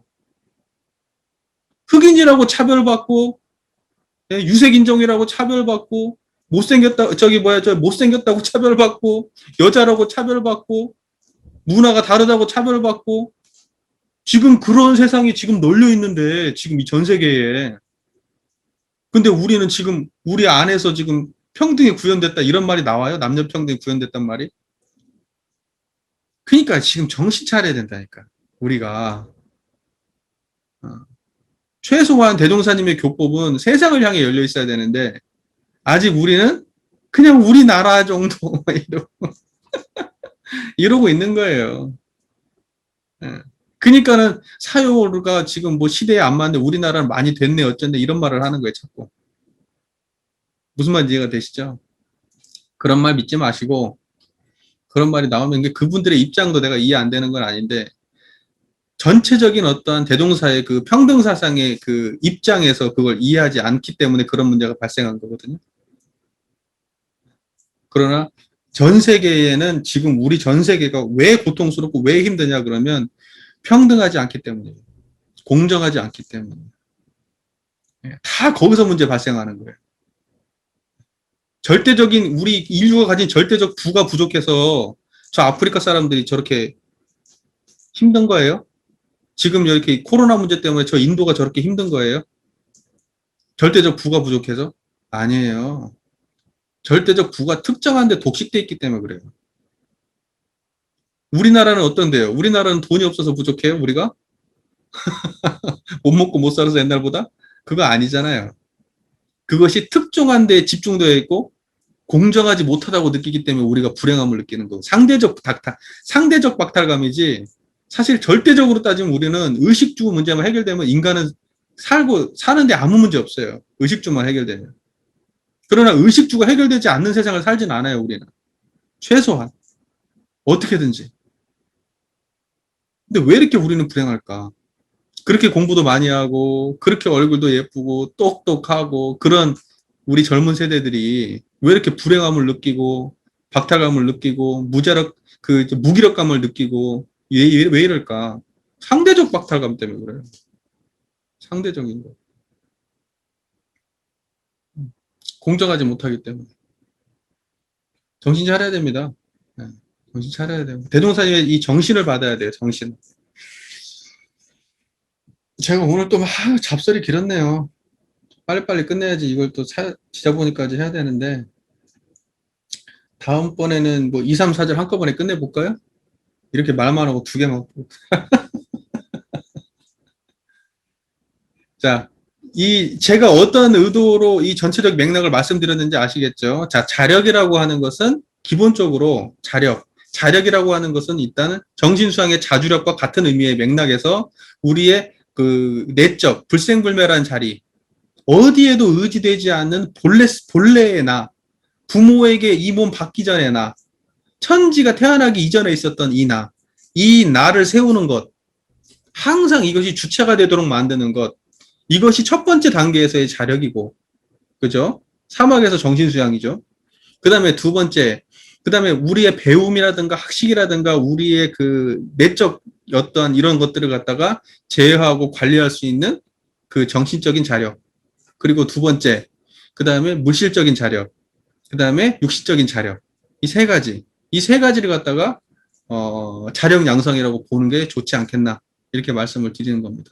잘 이해가 되시죠? 그러니까 결국은 자력 양성이라고 하는 그 교리도 불생불멸과 인과보응의 양방면으로 우리가 그 일원상의 입장으로 자력 양성도 해석하는 것이 온당하지 않나 이렇게 말씀을 드리는 겁니다. 이해가 잘 되시죠? 사실은 뭐냐면 내적 자주력이 항상 분명하게 불생불멸이 서지 않고 인과보응의 세계가 온전하게 운전되지가 않거든요. 그러니까는 먼저 여기에는 나와 있지 않지만 대종사께서 이 법문을 하실 때 세워져 있던 그 마음의 자리, 그 마음의 자리를 먼저 세우고 이걸 받아들여야 된다. 그리고 이 모든 조항을 운전할 때, 이 모든 조항을 실행하려고 할 때, 내 마음에서 일어나는 수많은 갈등의 문제를 다 어디에다 올려놔야 되냐면, 이 불생불멸의 자주력 위에 올려야 된다, 이 말이죠. 이해가 되시죠? 우리 그렇게 살아가고 있잖아요, 그죠? 이제 여기 이제 연세들 계신 분이 계실 텐데, 앞으로 이제 자녀한테 재산을 부급해 줄 때는 공정하게 하시고, 그 다음에 자녀가 무자력하게 만들지 마시고, 웬만하면 자력을 갖출 수 있도록 항상 자녀를 이렇게, 무슨 말인지 아시겠죠? 이게 막 내 안에 그냥 품으려고 끌어안으려고 그렇게 하지 마시고, 계속 내쫓으세요. 밖으로. 근데 자꾸 끌어안으려고 하지 마시고. 무슨 말인지 아시겠죠? 그래 도와주지 마시고. 예, 특히 여자라고 하더라도 나중에 그 물질적 생활을 자립적으로 할 수 있도록 자녀분이 혹시 여자가 계신다면, 여성이 있다면, 물질적으로 남자한테 절대 의지하지 않도록 그렇게 교육을 잘 시키십시오. 예, 또 남자라고 한다 그러면 여자하고 똑같이 가정생활을 똑같이 하도록. 여기 그렇게 돼 있으니까요. 가정이나 국가에 대한 의무와 책임을 동등하게 이행하라. 그러니까 여자한테는 군대 가라고 얘기하고 남자한테는 제가 빨래하라고 얘기한 거거든요. 애 봐라. 남자도 너도 똑같이 애 봐라. 제가 이렇게 얘기한 거거든. 아, 근데 군대 가라는 거니, 그 남자가 애 보는 것은 내가 수용이 되지만, 여자한테 군대 가라는 건 내가 못 받아들이겠어. 이렇게 얘기하면 곤란하다는 거야. 그게 무슨 말인지 아시겠어요? 그게 내가 여자 입장에 서 있다는 거야. 내가 여자 입장에 서 있다는 거예요. 내가 여자가 아니라고 생각해 보세요. 과연 지금의 상황이 공정할까? 여자만 지금 예를 들면 가사를 전담하고 있는 이게 공정할까? 내가 남자가 아니라면. 내가 여자가 아니라면, 이게 지금 남자 혼자 군대 갔다 와가지고 가산점도 폐지가 되는 군대 갔다 오고 가산점까지도 폐지가 되는 이 상황이 과연 정당할까? 그렇잖아요. 군 가산점 폐지가 됐잖아요. 내가 사실은 군 가산점 폐지 전까지는 이 생각도 안 했었는데, 군 가산점 폐지되는 순간, 그럼 남자들은 뭐야? 왜 일방적으로 국가에 대한 안보의 책임을 남자가 져야 돼? 이 생각이 들었어요. 가정은 남자가 당연히 지금은 가사를 분담하는 시기인데 앞으로 모든 거에 있어서 그렇게 해야 되고 나가야 되는데 왜 군대는 또 반대로 역으로 퇴행하지? 내가 이 생각이 들었거든요. 그러니까 저의 문제의식에 대해서 공감을 좀 해줬으면 좋겠어요. 저는 절대 여자를 군대 가라. 너 무조건 총 쏴라. 제가 이 얘기 하는 거 아니에요. 공정하지 못한 부분들을 개선해야 된다는 얘기를 하는 게 극단적인 표현을 통해서 아시겠죠? 예. 자, 이 정도 대충 정리하시면 그 사유에 대한 입장이 좀 대략 이해가 되시죠? 이제 우리가 이제 양성에 대한 이야기를 하신 거잖아요. 좀 양성. 예, 예. 보통 우리가 이제 양성에 대한 이야기를 쓸 때는 이제 보통 정신수양에서 양성을 쓰는 거고. 근데 이제 정신수양의 입장에서의 양성은 우리가 이제 그 안으로 분별성과 주착심이 없는 자리를 그리고 키운다는 건 뭐냐면 그 자리를 지키는 거예요. 지키는 게 키우는 거거든요. 그리고 그 밖으로 산란하게 하는 경계에 끌리지 않는 거잖아요. 그러니까는 뭐냐면 이 자리를 떠나지 아니하고 바깥 경계를 대하는 능력을 키우는 게 양성인 거예요. 그걸 양성이라고 하는 거죠. 그러니까 이 자체가 커지고 작아지는 건 아니니까. 성품이라고 하는 이미 그 완전한 자리이기 때문에 그게 커지고 작아지지는 않아요. 다만 경계를 대하는 능력이 커지는 거지. 경계를 대하는 능력이 커지는 그걸 보고 양성이라고 하는 거죠. 그러면 이제 또 사리 연구에서의 양성은 뭐냐? 연구력이 키워지는 게 양성이에요. 아까 얘기했지만 대소윤마 시비에 대한 그 이해 차원이 넓어지는 거. 이것이 사리 연구 입장에서는 또 양성이라고 볼 수 있어요. 이론상을 견성, 양성, 솔성이라고 본다면 그럼 그러면 작업치사에서는 뭐가 양성이냐? 육군을 작용할 때 이 자리에 안 떠나는 게 양성이지. 작업치사에서는. 그러니까 육군을 응용하여 업을 지는 과정에서 이 자리를 안 떠나. 그러면 그때 작업치사에서도 그 양성인 거예요. 그러니까는 그 자리는 커지고 작아지는 것이 아니다라는 것을 분명히 하고 이 자리를 천만 경계를 대할 때 이 자리를 놓치지 않는 것을 양성이라고 한다. 이렇게 이해하시면 돼요. 이것은 그 성품이라고 하는 것은 일단은 말도 아니고 생각도 아니고 감정도 아니고 느낌도 아니고 아무것도 아니야. 아무것도 아닌데 이게 챙긴 거고 안 챙긴 거 하늘과 땅 차이예요. 아무것도 아니면 아무것도 없어야 되는데 이 아무것도 아닌 것이 나중에 오래되다 보면은 육군을 운전하는 데 있어서 달라요. 다르다고요. 이제 그래서 그 양성의 힘이 생기는 거예요. 예, 그걸 보고 이제 자주력이라고 말하는 거고, 그걸 또 짧게 얘기하면 자력 이렇게 말하는 거고, 또 짧게 얘기하면 자 이렇게 얘기하는 거예요. 나 이렇게 얘기해도 맞아요. 그러니까는 그 자리가 바로 섰을 때 주인이 되는 거고, 이 자리가 안 쓰고 이 자리에 끌려가는 거, 이 자리에만 놀아나고 사는 것은 다 이제 객인 거죠. 객.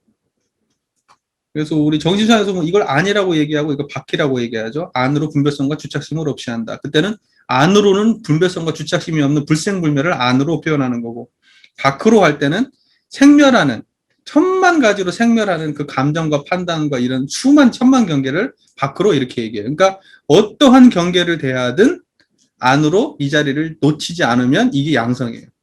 왜냐면은 우리는요, 그 경계를 대하지 않으면은 내가 내적으로 어느 만큼 힘이 있는지 그걸 알 수 없어요. 알 수 없죠. 그렇기 때문에 그 경계를 대하지 않고 기른 성품은 그것은 힘이 있는 성품이라고 보기 어려워요. 근데 사실은 뭐냐면 그 산속에서도 그 경계 없는 가운데도 거기서도 공부한 사람들은 다 공부 열심히 해요. 그러나 경계의 종류가 다르지. 예, 삶 속에 넣어가지고 정말 나하고 친밀한 관계 속에서 이루어지는 수많은 경계들을 대해봐야, 예, 그때도 그 자리가 안 떠났을 때는 그 수양력이 있는 사람이죠. 예. 그러니까는 경계 안 대해보고는 사실 그걸 그 수양력을 알 수 없어요. 그러니까는 보통 우리가 법의 등급에도 정신수양 저기 뭐야 보통급, 특신급, 법마, 상급, 법과, 학마, 출가 열애가 있잖아요. 그러면 그때 당시에 쭉 그 정신수양의 입장들이 거기 다 나와요. 그것을 갖다가 이해할 수 있는 입장들이. 그러니까 그 정도 되면 그러면은 뭐 그 정도 된다 이렇게 볼 수 있는 거죠. 예, 근데 법과 학마의 정도 되면 어때요?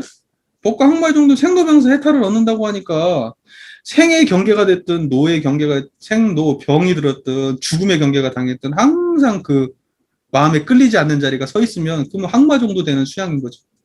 그 밑에 정도 된다? 그러면 이제 법마 상전이죠. 무슨 말인지 잘 이해가 되시죠? 모든 사업이나 생각이나 신앙이나 정성이 다른 데 흘러가질 않고 그래도 챙기려고 계속 노력하는 정도 돼. 노력은 해. 근데 끌려는 가지. 근데 노력은 해. 알고. 그 정도 되는 정신수양이면 특신급은 되는 거죠. 근데 알도 못해. 아직은. 그냥 한다고 그냥 노력은 해. 근데 정확하게 서 있질 않아. 그러면 이제 정신수양 한다고 하지만 보통급 정도 되겠죠.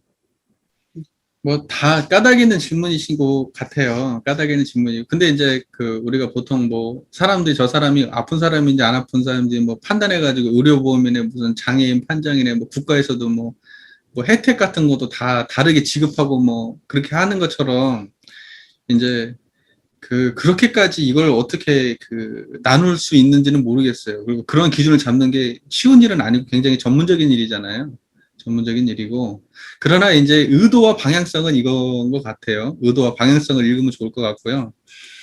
그 다음에 이제 그 병든이의 그 범위를 어디까지 볼 거냐라고 할 때, 그 병든이의 범위가 제가 보기에는, 그냥 탐진치가 좀 있는 정도 가지고 병든이라고 보기엔 좀 어렵고.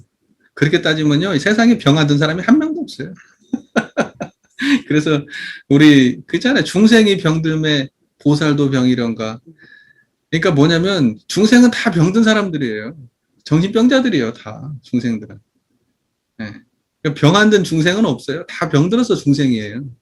네. 그러니까는 그러나 이제 대동사님께서 말씀하신 정도는 뭐냐면 자기를 못 추릴 정도 되겠죠. 네, 못 추릴 정도. 누가 봐도 그냥 딱 그렇게 보이는. 네. 네. 뭐 그럴 것 같고. 그다음에 이제 어린이 같은 마음을 가진 너무 어린애 같이 이제 그런 사람들은 그런 사람들은 내가 보기에 정신적 병이 있는 사람들이지. 여기에서 말하는 이제 늙은이 어린이의 개념은 이제 육체를 말하는 거죠. 육체고 이제 만약에 혹시라도 너무나 내적으로 너무 부족하다 이러면은 그것은 이제 정신적으로 병든 이에 가깝게 취급하는 게 맞을 것 같아요. 네, 다 까닭 있는 말씀입니다. 우리가 보통 보면은 이제 이거예요. 예전에 이제 요걸 보고 이제 경계 중심 마음 공부라고 하는 보통 이런 표현을 쓰거든요. 경계 중심이라는 건 경계를 발견하는 거예요. 그러니까 그건 뭐냐면 경계라고 하는 것은 천만 생멸 경계를 말하는 거죠. 예, 예, 경계를 이야기할 때는 99.9%는 다 생멸 경계를 말하는데 생멸 경계를 하나를 발견했다. 두 개를 발견했다. 세 개를 발견했다. 이것은 뭐냐면 생멸 경계를 알아차리는 공부를 가지고 공부라고 말하고 있는 건데 그리고 예, 그 이제 그걸 알아차리고 난 다음에 어떻게 하느냐면 그걸 가지고 판단해 보는 거예요. 근데 문제는 뭐냐면 그 판단이 자기중심적 판단이거나 또는 왜곡된 판단이거나 예, 예. 또는 뭐냐면 너무나 그 자기 비하적 판단이거나 너무나 넘치는 판단이거나 그러니까 뭐냐면 판단을 하는 것이 나쁜 것이 아니라 판단이 일어나기 전에 원래의 청정했던 자리가 회복돼야 그리고 거기에서 나오는 판단이어야 있는 그대로의 판단이 되는 건데 우리는 예, 항상 특정한 욕망에다가 욕망을 가지고 판단을 다룬다는 게 문제인 거예요. 예, 그러니까 우리가 공부를 하려고 하면 불생불멸의 경계도 공부를 삼아야지 그게 예, 중심이 되는 공부를 예, 삼아야지 예, 생멸 경계의 중심이 되는 공부를 삼아서는 안 된다 이 말이에요. 예, 그러니까 예, 어떠한 상황이 닥쳤어요. 그 상황이 닥치기 전에도 있었던 그 마음을 놓치지 말아야지. 음, 경계다 하기 전에도 있었던 그 자리를 안 예, 놓쳐야지. 예, 경계다 하면 그때서 마음 챙겨요, 공부를? 그렇게 하니까 공부가 안 되는 거예요. 공부는 경계가 일어나기 전에도 있어야 되는 공부가 있고, 경계가 있는 중에도 있고, 경계가 끝나고 나 있어도 있어야 그게 공부를 하는 거예요. 공부는 경계 하나의 사건을 처리한 게 공부가 아니에요. 그런 식으로 하나의 사건을 처리하는 걸 공부로 삼으니까 공부 실력이 안 느는 거예요. 땜빵만 하는 거예요. 계속해서 땜빵만 하는 거예요. 예, 무슨 말인지 이해가 잘 되시죠? 예, 그러니까 예, 사건이 발생했을 때 그 사건을 할 때는 반드시 정의로 처리하고 바른 길로. 그러지 그걸 갖다가 무조건 상대방을 기분 좋게 하는 방식으로 처리하는 거 그거 아니에요. 자, 그렇게 한 거를 잘했다고 하던데. 아니에요. 상대방을 기분 좋게 하기 위한 방식으로 처리하는 것이 공부 잘했다. 그건 우리 교리 어디에도 안 나와요. 어디에도 없어요. 무슨 말인지 아시겠죠? 원불교에서는 어떻게 처리하라고 나오느냐? 정의로 처리하라고 나와요. 12예를 바르게 판단해가지고 옳은 일을 해라. 이로운 일을 해라. 그리고 정의불의를 판단해서 정의로 해라. 악업을 짓지 말고 선업을 쌓아라. 이렇게 말해요. 근데 상대방이 악업을 지었어. 근데 내가 거길 갖다가 수용해주고 그냥 아이고 잘했어요. 그렇게 공부 아니에요. 바보지 그게. 그거 그렇죠. 잘못됐습니다라고 얘기하는 게 공부지. 그렇게 하면 예, 안 돼요. 예, 사인한테 그렇게 함부로 하면 안 되고 회의할 때 이런 식으로 하면 안 됩니다라고 얘기해야죠. 그건 범계 어디에도 안 들어가요. 범계 다 뒤져보세요. 우리 십계문은 어디에 들어가나 그게.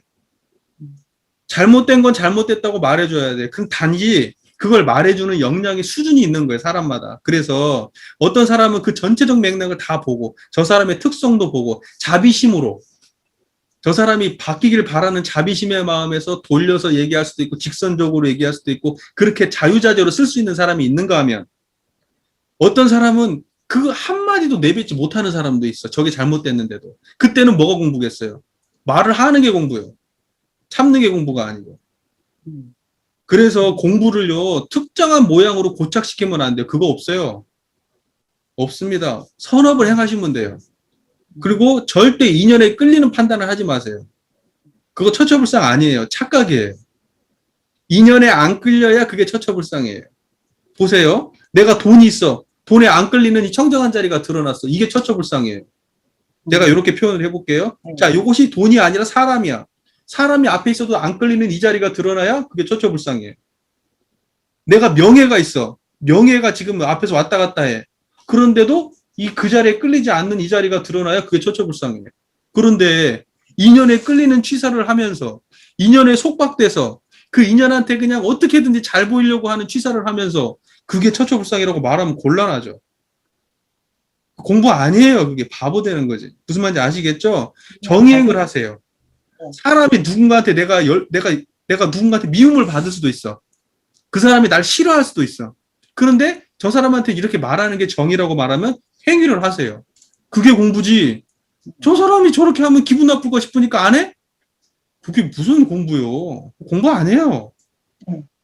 무슨 말인지 이해되시죠? 예, 예, 알겠습니다. 그것도 인연의 노예지 공부가 아니에요. 인연의 노예입니다. 그거. 예. 이게 저 언제부터 우리 공부가 이렇게 웃기게 됐는지를 모르겠어요. 바보야, 다 바보들 같아. 그래가지고 사람들 눈치 맞춰주고 그냥 저 사람들 기분 좋게 해주는 게 공부인 줄 알아. 아니에요. 공부 아니에요. 예를 들면 우리 그 저기 뭐야 수타오님 저기 뭐야 그 남편하고 차를 운전했는데 남편이 막 욕을 해. 새치기 하는 사람한테 막 욕을 해. 그런데 저 남편을 봤을 때 난 전혀 저 남편을 고칠 수 없다 내가. 그러면 내가 내 맘 편히 하는 것도 공부고 내가 힘이 있다. 그러면 내가 여기서 뒤집어 엎어가지고 저 남편을 고쳐야 되겠다. 그러면 내가 아주 그냥 뒤집어 엎어가지고 남편이 그다음부터는 내 눈치 보느라고 말을 못하게 만들었어. 네. 그러면 그게 공부예요. 네. 그래서 공부라고 하는 것은 취사라고 하는 것은 고정된 답이 있는 게 아니에요. 네. 고정된 답이. 다만 그 순간순간에 가장 정의를 찾아서 행위하면 되는데 우리는 정의가 알아도 행위를 못하고 몰라서도 행위를 못해. 무슨 말인지 이해가 되시죠? 네, 네, 알겠습니다. 그리고 우리 또 보시면 그 예를 들면 어디 이제 새치기를 나도 새치기 할 때가 있을 거 아니에요. 운전하다 보면 사람이 내가 엄한 데를 가가지고 아이고 나도 그냥 급하게 내가 치고 들어갈 때가 있을 거 아니에요. 그러니까 저도 항상 그 생각하거든요. 나도 운전하다 보면 답답한 시기가 있기 때문에 누군가가 들어오려고 하면 그냥 편안하게 열어줘요. 그게 뭐 얼마. 그런다고 10분이 늦어. 1시간이 늦어. 길이야 몇 초예요, 몇 초. 그 앞으로 차 몇 대 들어온다도 몇 초예요. 그러니까는 뭐냐면 이 마음의 여유가 얼마나 있느냐 없느냐의 문제예요. 그것이 문제가 될 수도 있고 문제가 안 될 수도 있어. 그런데 가장 큰 문제는 뭐냐? 나한테 문제가 된다는 거야. 나한테. 그러니까 경계다 하는 거 온전한 공부도 아니고 그거 우리 원불교 공부 방법론에 어디 있지도 않아요. 교단 다 뒤져보세요. 그 방법이 어디 있는가? 우리 교전에. 그러니까는 공부다는 그냥 그 몇몇 사람들이 그냥 열심히 하는가 보다 그냥 그렇게 하시고 그냥 우리는 여기 공부하시는 분들은 그 잡다한 그냥 뭐 이런 테크닉 그런 거 신경 쓰지 마시고 그냥 대종사님이 하신 거 그냥 공부하세요. 그냥. 그 전에 제가 참 마음에 들었던 게 그 지난주에 우리 경주님께서 그 설명하셨을 때 힘들었는데 차를 타고 갈 때 문득 그 마음을 놓았어요. 그리고 문득 편안함으로 돌아갔어요. 공부는 그게 가장 기초적으로 훌륭하게 하는 방식이에요. 거기에다가 분별을 붙일 필요가 없어요. 그냥 일단은 먼저 그 경계로부터 자유로운 자리가 확보가 되면 그러면요 대부분인 사실은 해결된 거예요. 그 자체로 행위하기 이전에 이미 해결이 끝난 거예요. 그래서 다음에 행위는 어떻게 행위를 해도 문제가 안 돼요. 화를 내도 되고요. 그 다음에 수용해도 되고요. 그런 거예요. 무슨 말인지 아시겠죠? 행위도 중요하지만 행위의 이전 자리를 챙기는 게 공부에서 가장 더 핵심이에요. 미혼자들도 부모님은 있겠죠. 부모님은 있었겠죠. 뭐 미혼하고 여기 우리 원불교 교리 안에서는 뭐 결혼하고 말고의 문제는 없으니까 그런 거 저는 이제 혼자 자기의 삶을 함께 꾸려가는 자기 이제 뭐 부부간의 삶을 함께 꾸려갈 수도 있고 또는 자기 혼자 자기 삶을 꾸려갈 수도 있고 뭐 여러 가지 가족의 형태가 이제 앞으로 존재하겠죠. 그런 모든 가족은 다 그대로 존중받아야 돼요. 특별히 어떤 것이 안 좋다, 좋다 이렇게 논할 이유는 없는 것 같고, 다 존중받아야 될 일이고, 그러나 자기도 결국은 이제 나중에 이제 홀로 이제 늙어가게 되면 누군가로 뭐 이제 위탁을 받아야 될 텐데 앞으로는 이제 사회 실현이 잘 되겠죠. 예전에는 결혼을 하지 않으면 안 되는 이유 중에 가장 큰 이유가 뭐냐면 나중에 내가 혜택을 볼 수가 없어 자식이 없으면. 근데 지금은 사회를 통해서 또는 내가 돈이 어느 정도 노후를 장만을 해놓기만 한다고 하면 어느 정도는 내가 스스로 감당할 수 있게 되니까 이제 뭐 그 정도 판단을 해야 자력 양성을 하는 거겠죠. 나중 되면 인간이라는 게 외로운 존재인데 그러니까는 항상 인간의 외로움 때문에 인간의 그 욕망이 항상 뭐냐면 그 외로움을 달래는 방식으로 배고프면은 뭔가 뭘 먹는 것처럼 나의 외로움을 달래기 위해서는 명예를 먹어야 되고 돈을 먹어야 되고 인간관계를 먹어야 되고 집을 사야 되고 취미 활동을 해야 되고 막 밖으로 뭔가 그러한 모든 것들을 하는 이유 중에 하나가 뭐냐면 내 아이의 그 근본적 내 내적 외로움에 대한 그 이야기를 많이 그 언급하거든요. 보통 심리학에서 그런 얘기를 많이 하는데, 외로워요. 모든 인간은. 특히 나이 먹으면 훨씬 더 외로워져요. 근데 공부한 사람들은 달라요.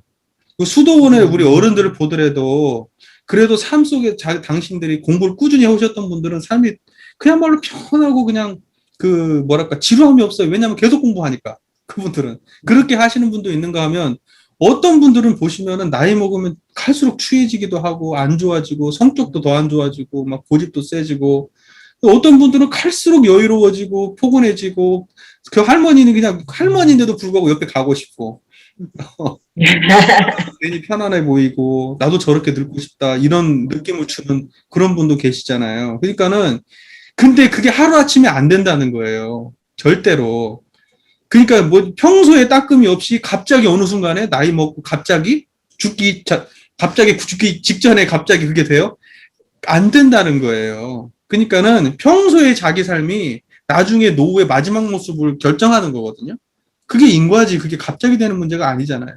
그러니까 근본적으로 내 안에서 외로움과 대면할 수 있는 자력, 이 자력이 섰을 때 내가 외로움에 끌려서 그것 때문에, 외로움 때문에 고통스럽고 나중에 미워하고 나중에 죽고 싶고 내가 평생 나의 삶을 후회하고 이런 일이 없죠. 그건 다 마음작용일 뿐이지, 그건 지나간 과거고, 지금 한순간만 놓고 보면 그건 아무 문제가 없어요. 그냥 내가 늙었다 이거 사실만 있지, 내가 과거에 뭐 했던지 왜 그걸 다 소환을 해. 다 과거 했던 거 소환해가지고 안 좋은 쪽으로만 해석해. 그것도 좋은 쪽으로 해석하는 것도 아니고, 그게 다 마음병이에요. 마음병. 그러니까는 내가 평소에 청정한 자리에 머물러 있으면 과거로도 안 가고 미래로도 안 가요. 그냥 지금 이 순간이 좋아요.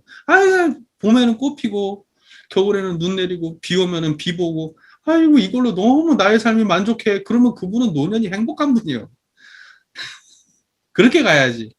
그렇게 가야지. 그리고 솔직히 까놓고 얘기해서 결혼 다 하셨지만 남편이 있다고 외로움이, 근본적 외로움이 없어져요? 부인이 있다고 해서 어려서 없어져요? 자녀가 있다고 없어져요? 저는요, 우리 정토도 있고 우리 애들도 있지만 걔네들하고 노는 과정에서 내 안에 외로움이 있어요. 내가 그게 읽히는데, 이게 관계로 해결되는 게 아니에요.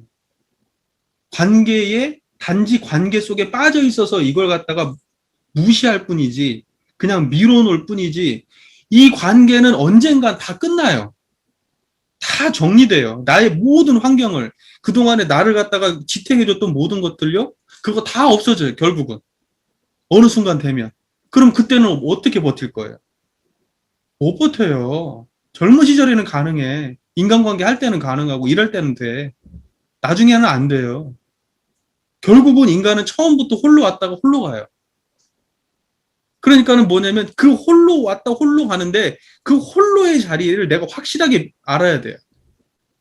그리고 그걸 받아들이고 내가 홀로의 자리에 딱 섰을 때 아무 문제 없어야 돼요. 정면으로 대면해야 되고, 절대 외면하는 방식으로 하면은 자꾸 다른 걸 추구하게 되는 거예요. 관계에 집착하고 자식한테 집착하고, 그냥 자식이 나한테 뭘 해주네만 했었고, 그거 막 원망돼요.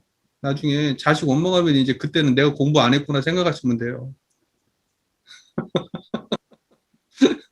남편 원망하고 그냥 네가 내 인생 해준 게 뭐 있어 막 이러고 내가 공부 안 했구나 이렇게 생각하면 돼요. 무슨 말인지 이해되시죠?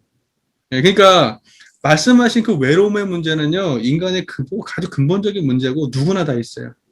단지 조금 이제 크고 작음의 문제가 있어요.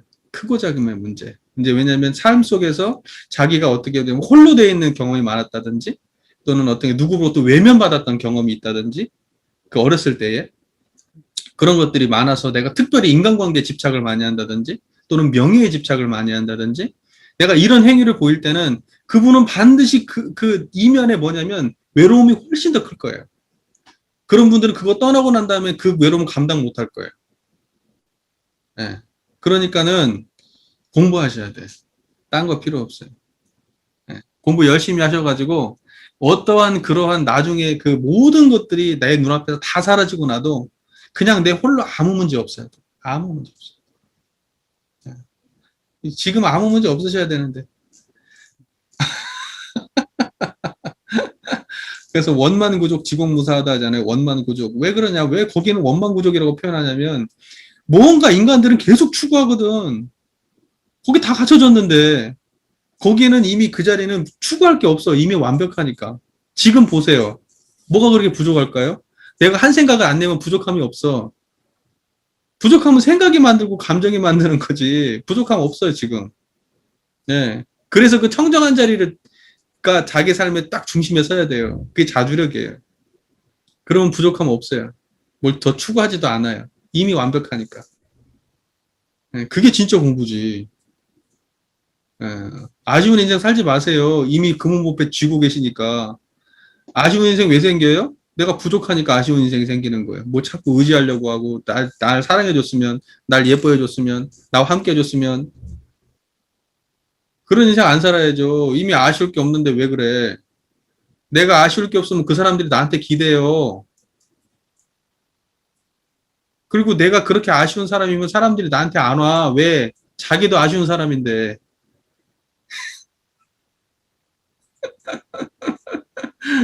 안 그래요? 든든한 사람한테는 계속 가고 싶은 거고요.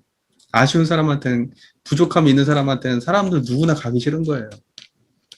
왜냐면 내가 안 부담스럽잖아. 내가 그 부족한 사람은 내가 부담스럽고, 저 사람이 아무 문제 없어. 얘가 있어도 그만, 없어도 그만이야. 그러면 그 사람은 부담이 없는 사람이야. 예. 그렇게 해야지. 아쉬운 인생 살지 마세요. 이미 금은보패 다 쥐고 계신다고, 등에. 그 부족한 거예요. 그걸 보고 청정한 그 자리가 그래서 부족하다 그러는 거예요. 이해가 잘 되시죠? 예, 이제 뭐 요 정도 했으면은 뭐, 네.